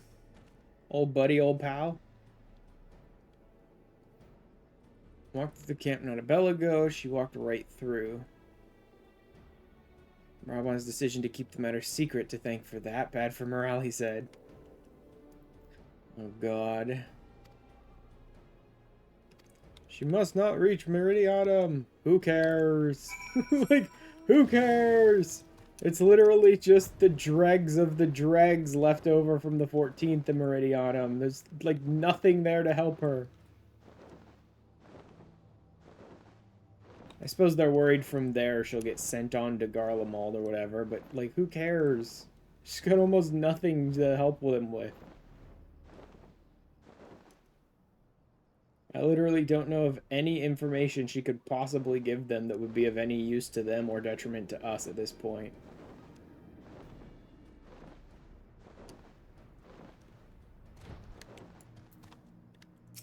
Hi, Yu Hase. Also old buddy, old pal, old friend.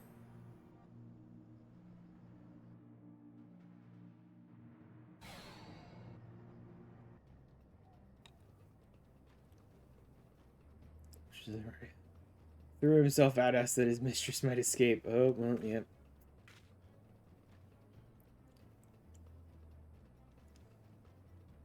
No loyalty.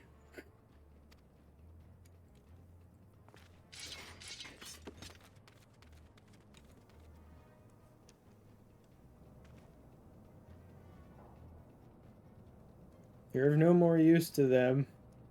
It's like, they're not interested in you.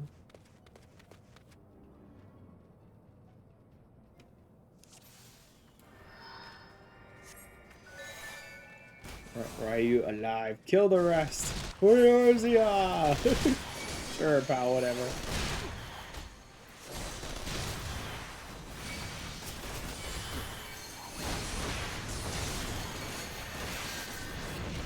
Just wipe out these easy idiots over here.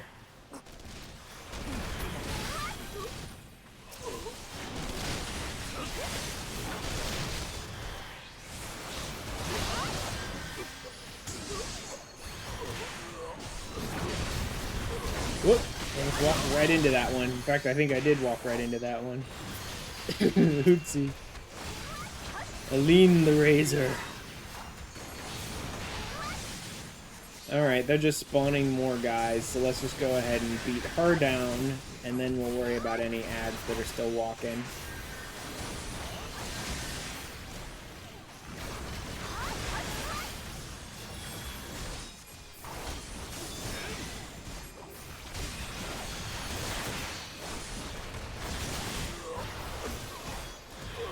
Get rid of this Death Claw so it can't hold him in place anymore.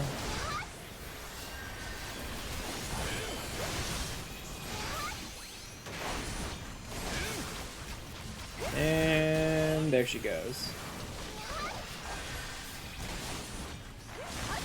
Okay, no. Already. Yeah, she's literally got the magic pixel. There's nothing you can do to damage her beyond 1 health, basically. So I have to fight all the ads.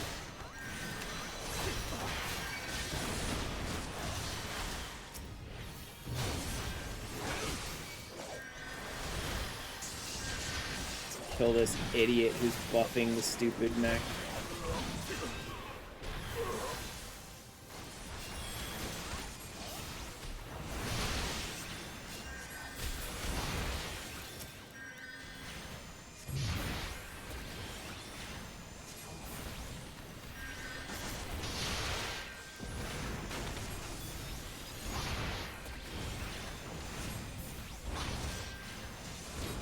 Oh no, people are dying. Crystal Braves are dying in this fight. Who cares?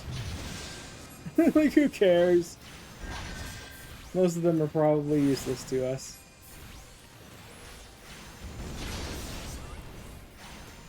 More people summoned suddenly? Great.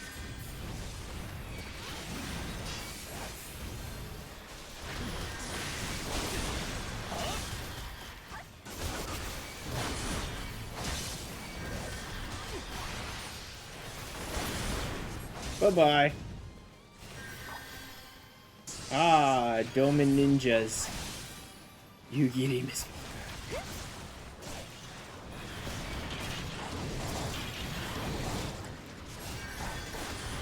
Wow, Elbert's getting beaten down pretty badly, and pretty much all of the other Braves are already dead.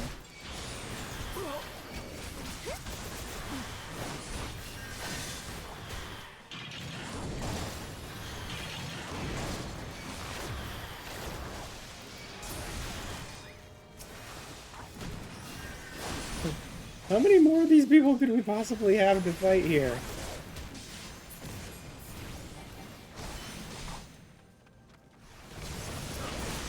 Bro, she's been on that magic pixel for like 10 minutes already. Like, Aline sat on that magic pixel of 1 HP for like 10 minutes while I had to fight everything else in the universe.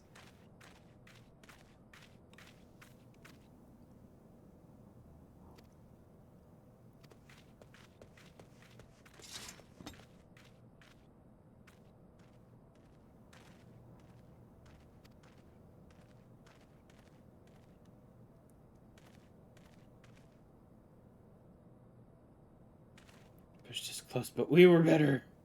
And we got a bunch of people dead, but who cares? Oh, shut up, Alphino. No one cares. Spoiled little Lord Lady has never known anyone.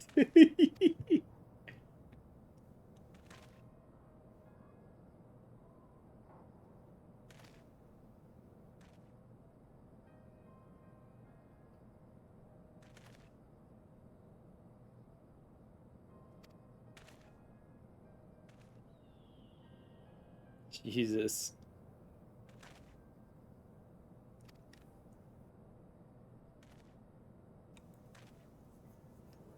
Thank you, the only person ever to have suffered. There is that.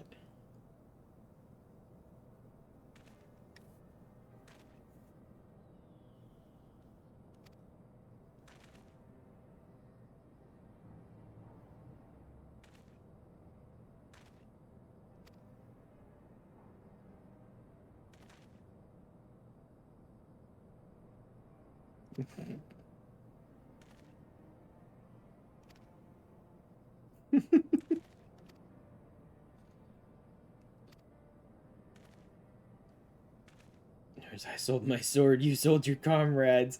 You're talking pretty high and mighty here, Ilberd. Let me get back to that in about a week.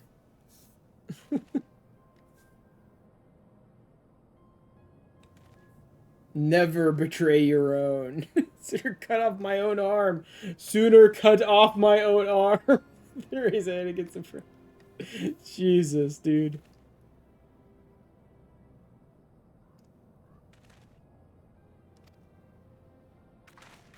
Well, she's dead.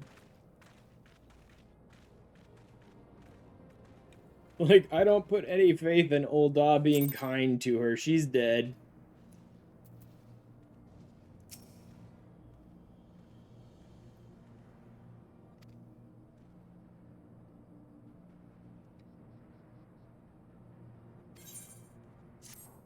Boop.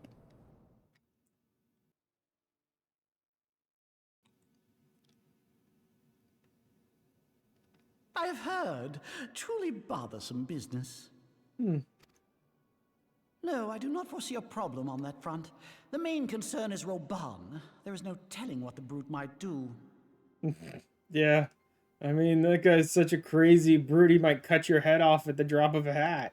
Have the blades watch him in the flames day and night.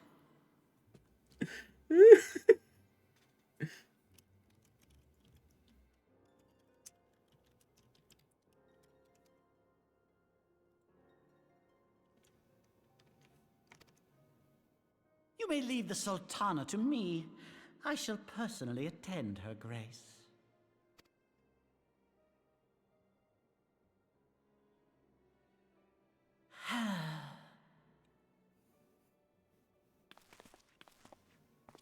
Sever one of the East Aldenard trade routes. That ought to keep Lolorito occupied for a while.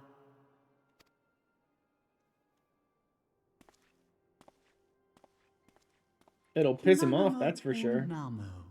For my sake, pray be a good little Sultana to the last. What a prick.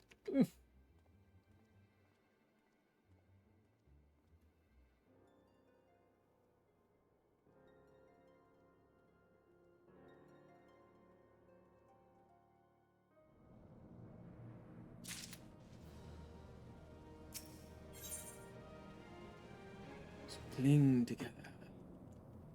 Let me see, where's the, this is the one I want.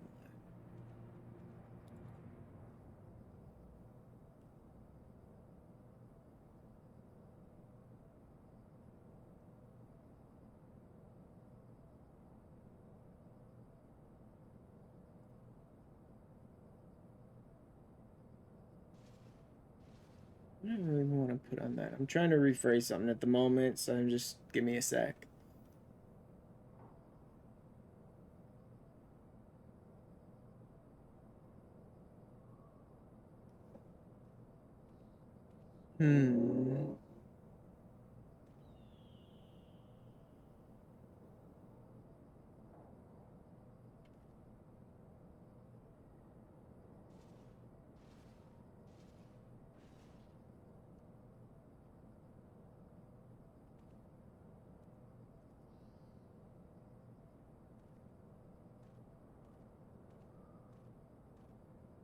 Yeah, sure, we'll do that.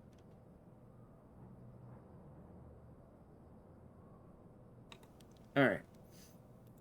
Yeah, we were in the middle of ads anyway, so it doesn't matter too much. Just need to get that. There we go. Alright, back to the game.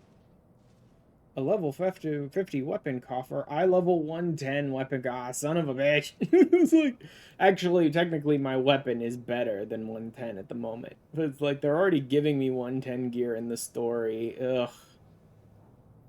After how much time I've spent trying to reach a point where I can craft 110 gear, the fact that the game is just handing them to me in the story where I can't use them is like, oh, I hate you guys so much.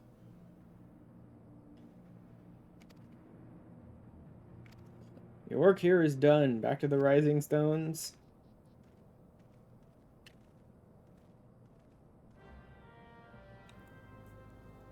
Back to the Pray return to the Rising Stones yet again. You probably do more back and forth with the Rising Stones than you ever did the Waking Sads. But they don't hit you with the Pray return nearly as often. Again, you don't get hit with Prey Return too much these days. I think there's only like 3 or 4 instances of it. There used to be like a dozen of them, I believe.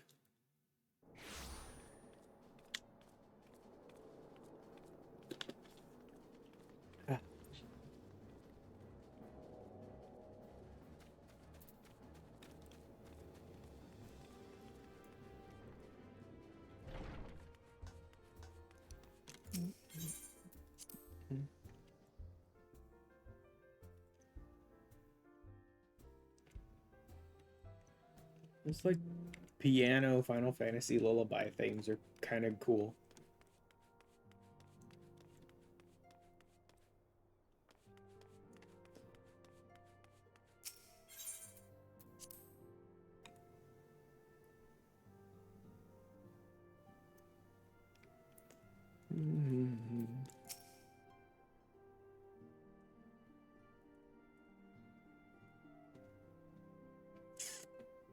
What's up, Welcome Mindalia? back, my friend. I have already received word from Alfino. Good for you. To think that Flame Marshal Huayu was the Garlean agent. I know not what to say. Together with Robon, Eline lent us much needed aid at the time of our Order's founding. Oh my. She was particularly passionate about the need to tackle the primal threat. When we discussed the subject, Well, I mean, the her eyes Empire fairly is shone particularly with passionate determination. about that too. Whatever else she may have been, I choose to believe that it was her true self with whom I spoke then. Like, she talks as if, like, that was her true self peeking through. It's like, the Empire pretty aggressively wants to deal with primals as well, so it's not But like now they is would have not the time stopped to her dwell from on helping such you do matters. that. I have an important announcement to make regarding our effort to defeat the Asians. We shall begin as soon as everyone is assembled. Cool.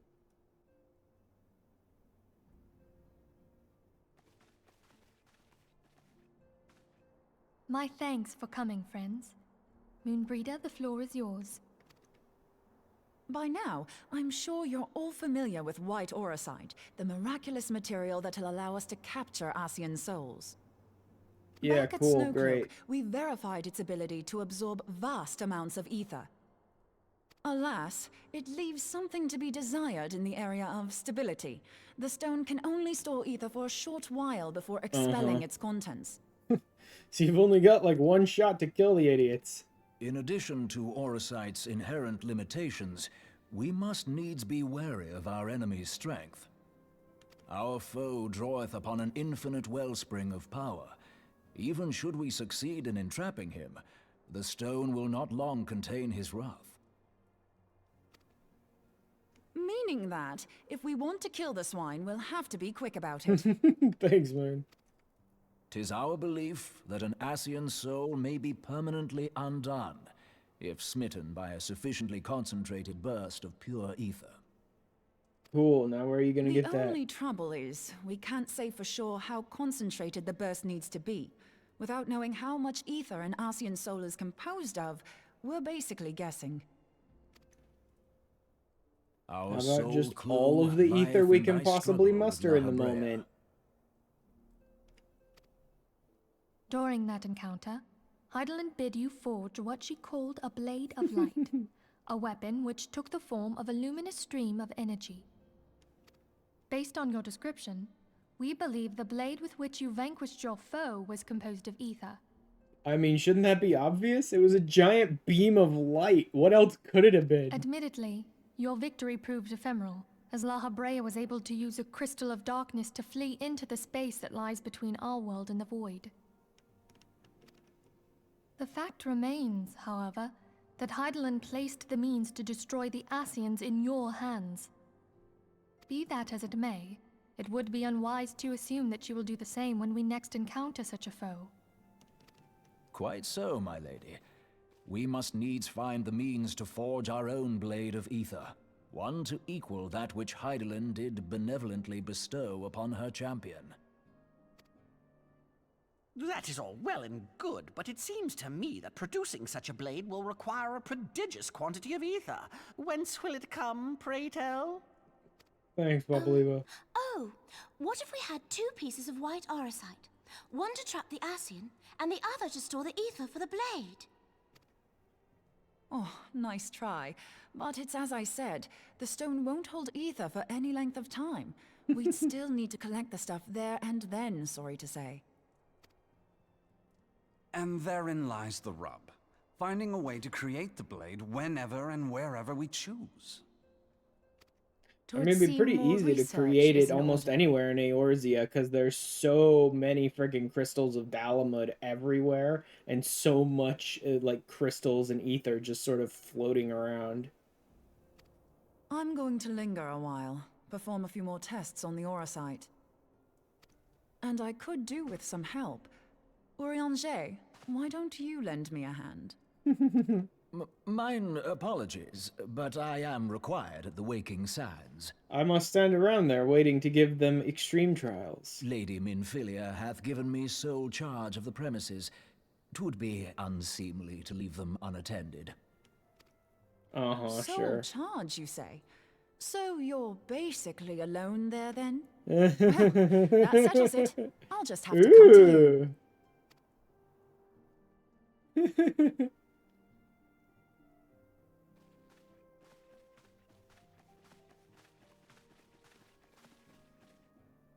While you were afield, word arrived from the Charlian motherland. You will recall that a survey party was dispatched to investigate the incident at the Isle of Val. What they discovered was troubling, to say the least. According to the report, the Isle has been erased from existence. Yup. 'Twas as if a hole had been torn in the very fabric of reality. Oh my god, it's almost like some weird reality folding monstrosity, like, just teleported the whole Isle away. Aye. Yet the mystery endeth not with the Isle's disappearance. It hath come to light that a number of scholars in various other locales were reported missing at a similar juncture. What's more, That they all one's had weird. something in common with the head of the students of Baldessian.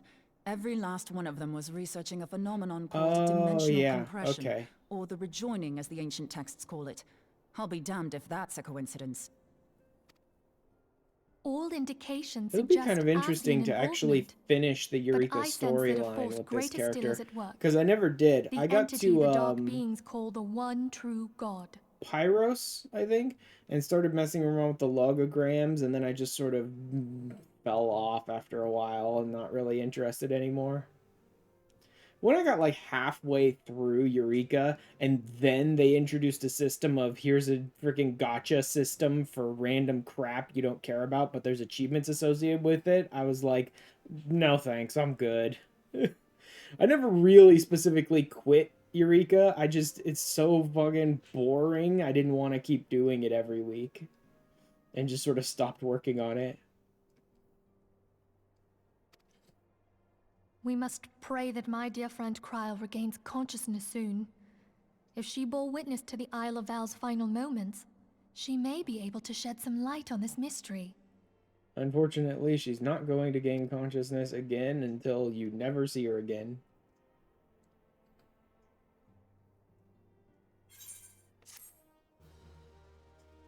Cling together. Next.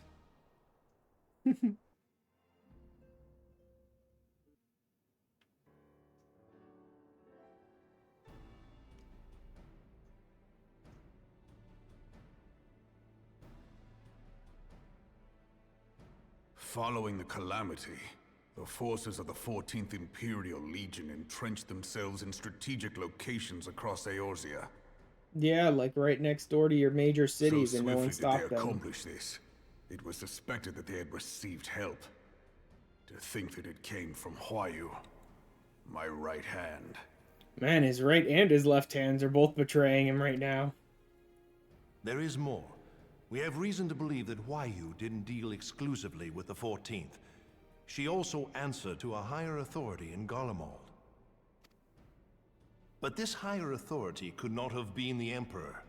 By consenting to the Media Project, Solus Zos Galvus showed himself to be more concerned about preventing the spread of primal influence than he claiming really Eorzea wasn't. for the Empire. He really He would wasn't. happily have seen the lot reduced to ash. It's like, Solus Galvus just wanted to prevent Prime. He really didn't. We believe a number of high-ranking figures within the royal household were against the decision, but that they knew better than to oppose the Emperor openly. Of course, this didn't prevent them from making clandestine provisions, in which Huayu played a part. Alas, these provisions did not prevent Dalamud from falling, and the ensuing chaos changed the face of the realm forever. Yet Eorzea survived. To all intents and purposes, the Meteor Project had failed, and the Empire was left to rue its lack of a decisive means to eliminate the primals. Until, that is, it stumbled upon the Ultima weapon. Yup, sure. Even before the accursed thing was dug up, it seemed to me the 14th had the might to overwhelm our weakened armies. Yet they chose to hide behind their walls. Why? The Black Wolf was wary of making the denizens of Eorzea desperate, lest more primals emerge to bleed the land. The discovery of the Ultima weapon, however, emboldened him to resume his war of conquest in earnest. But there was one in Garlemald who believed that Van Belsar's actions were premature. One who stood higher in the Imperial Army's chain of command. He ordered the Legatus to halt his advance, only to find that the Black Wolf had slipped its leash, and that the 14th now acted alone.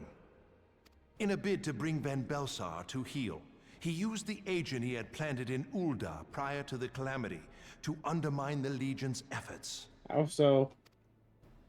A man who outranks Van Belsar, yet opposed the late Emperor's decision to annihilate Eorzea. This could only be the former High Legatus of the Garlean army, now known as Emperor Varus Zos Galvus. So he was Huayu's true master. But one of several in actual fact. We've learned that even as Huayu served the Empire's interests, she sold Imperial secrets to a certain faction in Eorzea. In so doing, she helped to maintain the status quo, thus prolonging the conflict. Considering who stands to profit from war, it isn't hard to imagine who her other masters were. She basically sold out everyone to everyone else. You mean to say that she was a double agent? Huh, triple, if you consider her services to Van Belsar and the new Emperor as separate. As neatly as these pieces seem to fit, one aspect of the puzzle remains unclear to me. By whose will was the Marshal feeding intelligence to the heretics?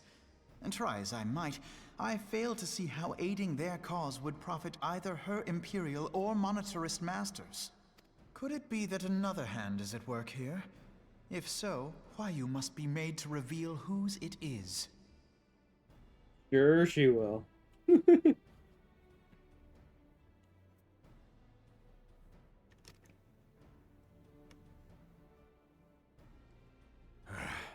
Not only have I lost a trusted friend, now I must interrogate her as a stranger. Not a pleasant task, I grant you, but a necessary one. Unless we weed out the ivy, root, stalk, and stem, it will simply grow back. I know that full well. Those closest to Huayu have already been detained, and I will question them alongside her. General, pray keep in mind that there may be unwitting abettors among them. All will be treated fairly. On that you have my word. Those who are innocent have no cause to fear. You have ever been a friend of truth, General. I hope the unpleasant task of weeding out falsehood will not detain you too long. Though it be for the sake of Eorzea, doubting one's comrades is poison to the soul.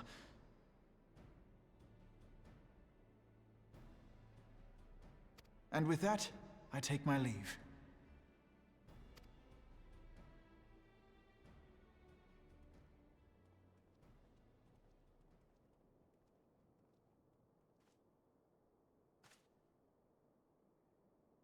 All these years, I've been made to dance to their tune. How could you, Huayu? How could you side with them? Those cankers who take from this land and give naught in return, who use their power to disempower and grow fat while the people starve. I know you can hear me, monetarist scum! Your crimes will not go unpunished! Sure. One day I will purge this land of your sickness! Before the eyes of the 12, I swear it! No, absolutely not. Like, you're never able to do that.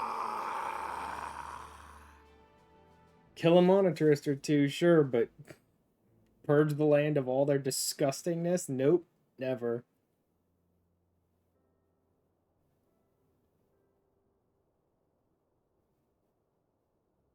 I shall have no further need of you this day.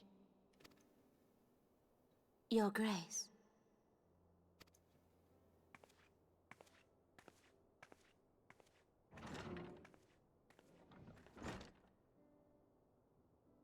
I fear that not even mine own chambers shall remain private for long. They're already not. Has the situation grown so grim?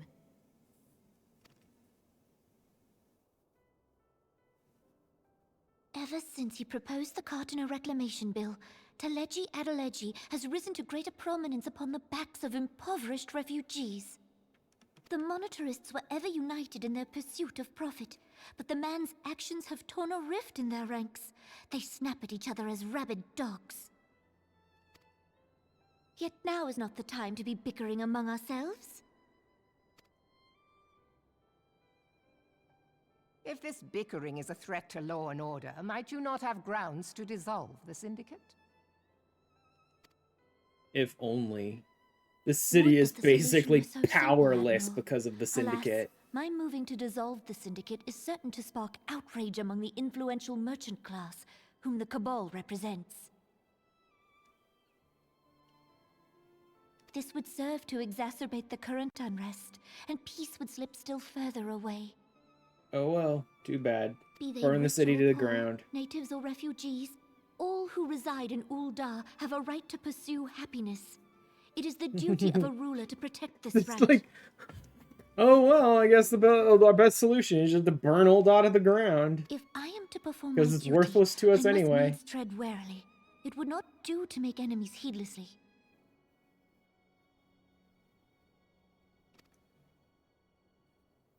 I kind of love that ARR Lord burned Ulorito so many here. parts of You would like to ARR say that so I have my hard head in the that the only clouds. way you could ever feel nostalgia or like happiness about returning to any part of ARR and indulging in any storyline there is to go to Heaven's Word and ignore all of the areas of ARR for a few months. Just pretend they don't exist for a while. A ruler is required to take a wide view. Try as we might to cater to all needs, some will inevitably be overlooked. As such, there shall ever be citizens who feel aggrieved. It cannot be helped. But as you have informed us, the monetarists take no view but their own. They hunger for power while the masses starve. In the absence of a common cause, it seems beyond any one individual to make Ul'dah whole. And the presence of a Garlean agent within the Immortal Flames only makes matters worse. Even accounting for Ul'dah's historic reliance upon mercenaries, such a grievous breach of security is unprecedented. I fear this business will provide the monetarists with a rod to beat Rauban.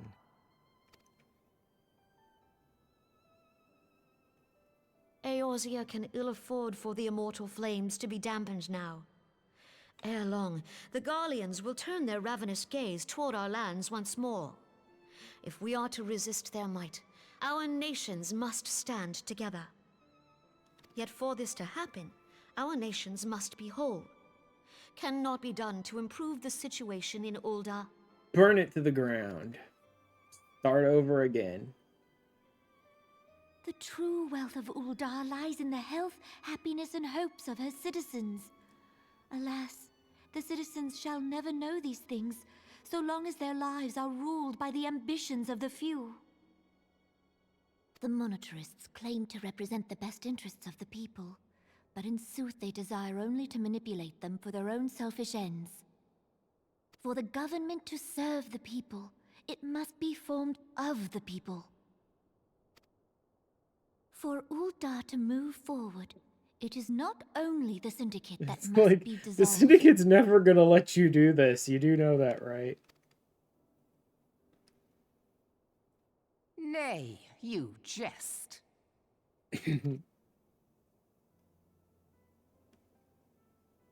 My friends, it was for no other reason than to make known to you mine intent that I requested your presence here. When I make my declaration to the people, chaos shall inevitably ensue. As the last monarch in the line of Ul, I make unto you this request. Help Roban to preserve order and protect the people. Forsake them, and you forsake yourselves. For a strong Eorzea will ever have need of a strong Ul'dah. Except that Ul'dah is weak. Ul'dah is completely and utterly worthless because it spends so much time on its fucking bureaucracy.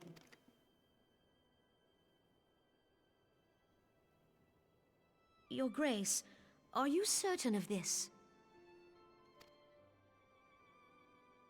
There is no other way. When the time is ripe, the nation shall become a true republic. Both royalists and monetarists shall cease to be. Still hasn't happened. We're like years, like a decade into this game. Still hasn't happened. Ul'dah will no longer belong to kings or queens or merchant Which makes princes, all of this storyline but to her worthless.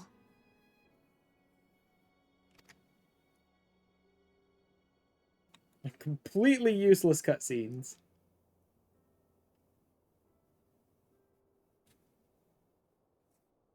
Roban, forgive me for casting aside all that you have toiled for in my name. Beyond this gesture, I am powerless to help my subjects. Utterly powerless.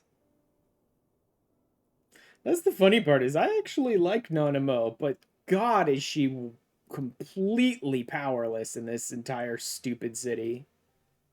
Like, no power whatsoever in this city. Okay. Do I want to stop it here and try and push through all of 2.5 later? Do I want to... See, that's the thing. If I start 2.5, I kind of need to finish it. Because we sort of start right at the downfall. Things get rolling pretty quick in 2.5, so I'm not sure I want to start it until next week when I'm going to do, like, the whole thing. That means I have to play through the whole chunk of the storyline. Icebreaker, nice. Oh, also, I've been doing a lot of crystal gathering, so... Yeah, I don't think I want to start 2.5 until I'm ready to go through the whole thing.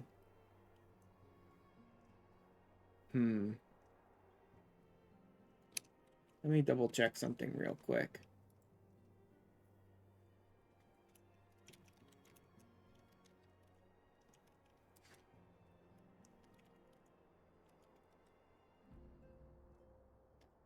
Boom, boom, boom, boom, boom. Boom, boom, boom. Yoink. Yeah, Dreams of Ice before the fall.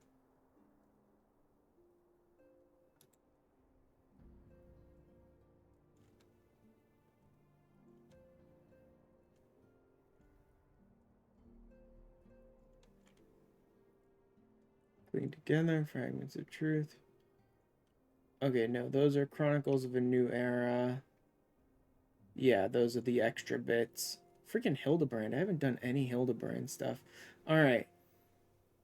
Yeah, definitely all we have left is 2.5, and I don't think I should start 2.5 until I'm ready to finish it.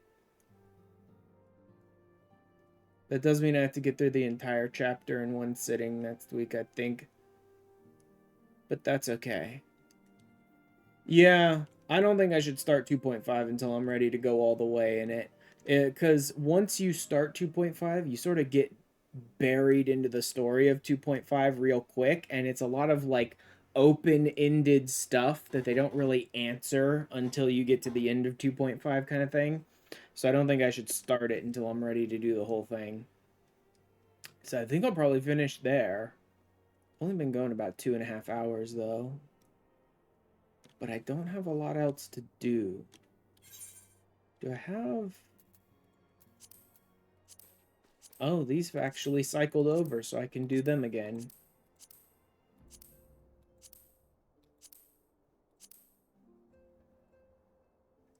Alright. Yeah.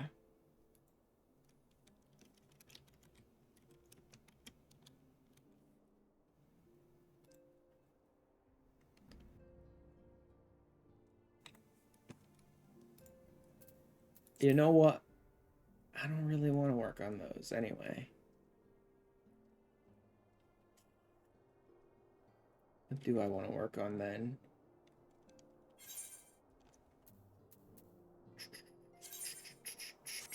Nope, don't have any of that to do. Don't do that. Don't need that.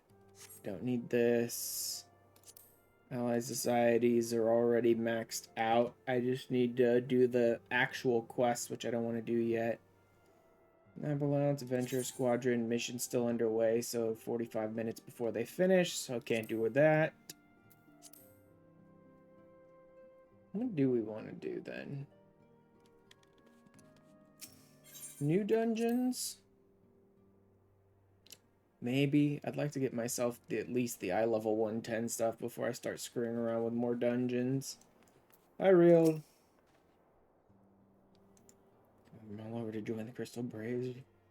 Of course, it's still a right pain in the ass trainer. God. Maybe I'll just call it early.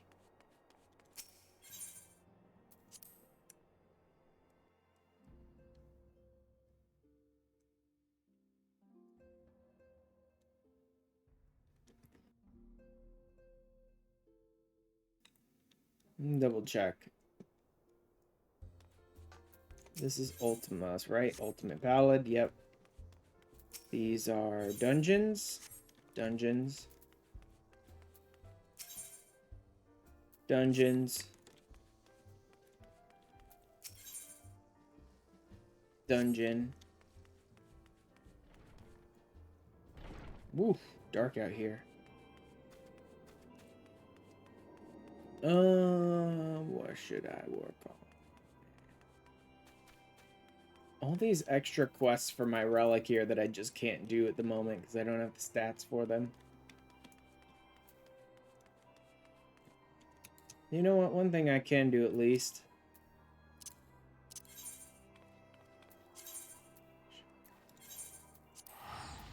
Let's go hit my weekly target. Shall we?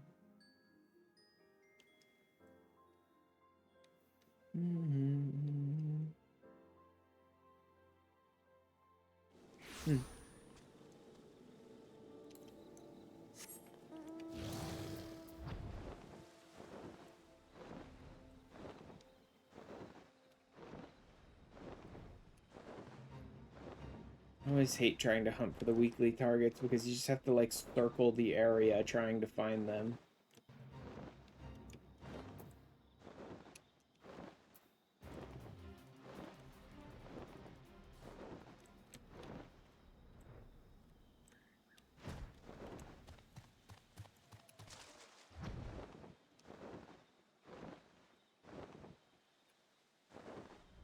Hoping you just run into the frickin', oh, your hunt mark is blah blah blah.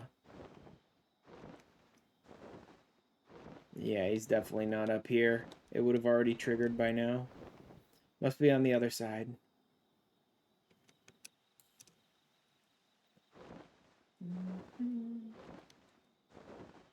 Man, this place looks crazy when it's foggy out. The Wanderer's Palace.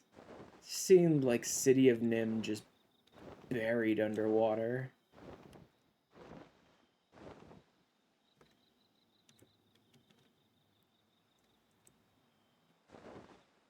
Southwest.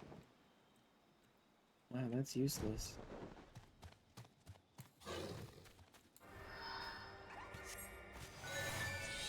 Oh, whoops, I already had her out. Wasn't paying attention.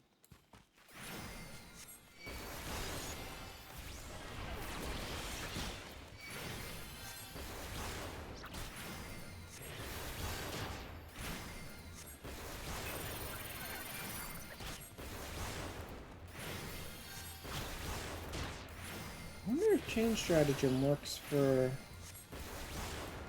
I don't even know if this can crit. It's a dot, it probably can't. I'm wondering if there's an ideal version of chain stratagem where like you use it before using your dot and then it works across the whole dot itself. or something, but probably not. I wish they'd take critical hits. Even if you did, it wouldn't be guaranteed.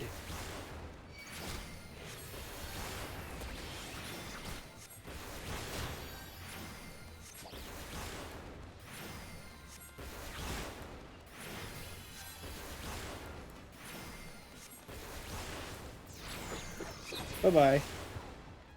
100 allied seals. Right in the mark. There we go.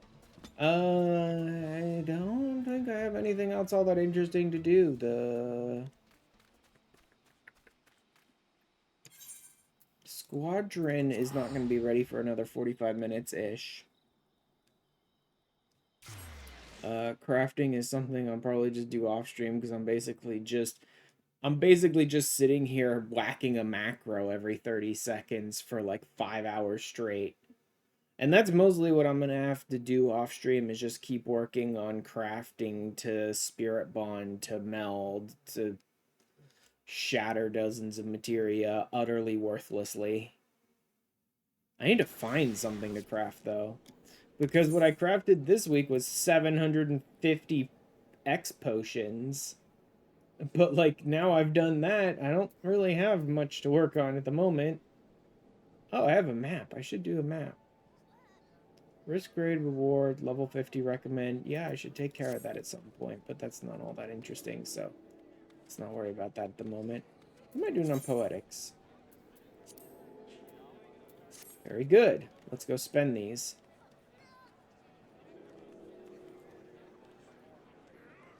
Come on. Oh, fucking yawn. Limbs of Aetherite Plaza sucks so much.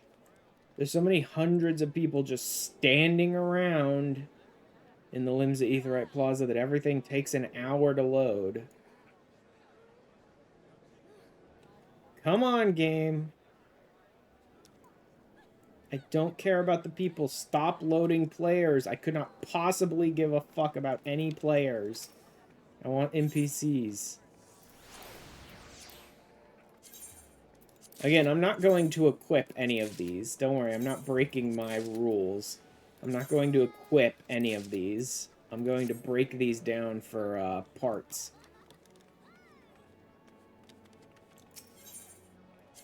I'm actually able to pull Heavensward materials out of those parts too. Not that it matters that much. Because even when I pull Heavensward materials out of these desynths, what I'm getting is normal quality Heavensward materials, which are not the most useful. Because, like, in order to break the barriers keeping me from crafting my way into Heavensward gear, I'm going to need high quality materials. Like, I don't have the stat points to break that barrier, right? So the fact that I'm getting normal quality materials when I desynth is not helping me, because I need high quality materials in order to get in there. But, like, whenever I desynth these, I get things like Mithrite nuggets, which I have no means of gathering before Heavensward other than breaking these down. Oh, there's a high quality Mithrite ingot. There we go. It's not what I need, but... Oh, is that Battle 3s? Okay, Battle 3s are useful. I won't scoff at them, but I don't think I need them right this moment. High quality Mithrite ingots. Thing is, I don't need Mithrite ingots. I kind of need Mithrite nuggets more. Dark steel, I don't need that at all. I can high quality those myself. Cashmere, I don't need that. I can high quality those myself. Those do require some Grand Company seal items to do those recipes, but I could still do them myself. Enchanted gold ink I can do myself. You know what, I don't need these pieces. Let's break them down. Dark steel nugget I can do myself.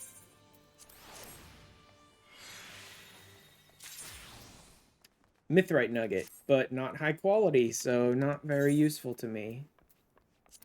See, I've basically just been storing them in here, but I really need the high quality ones. In fact, I should probably just get rid of these ones.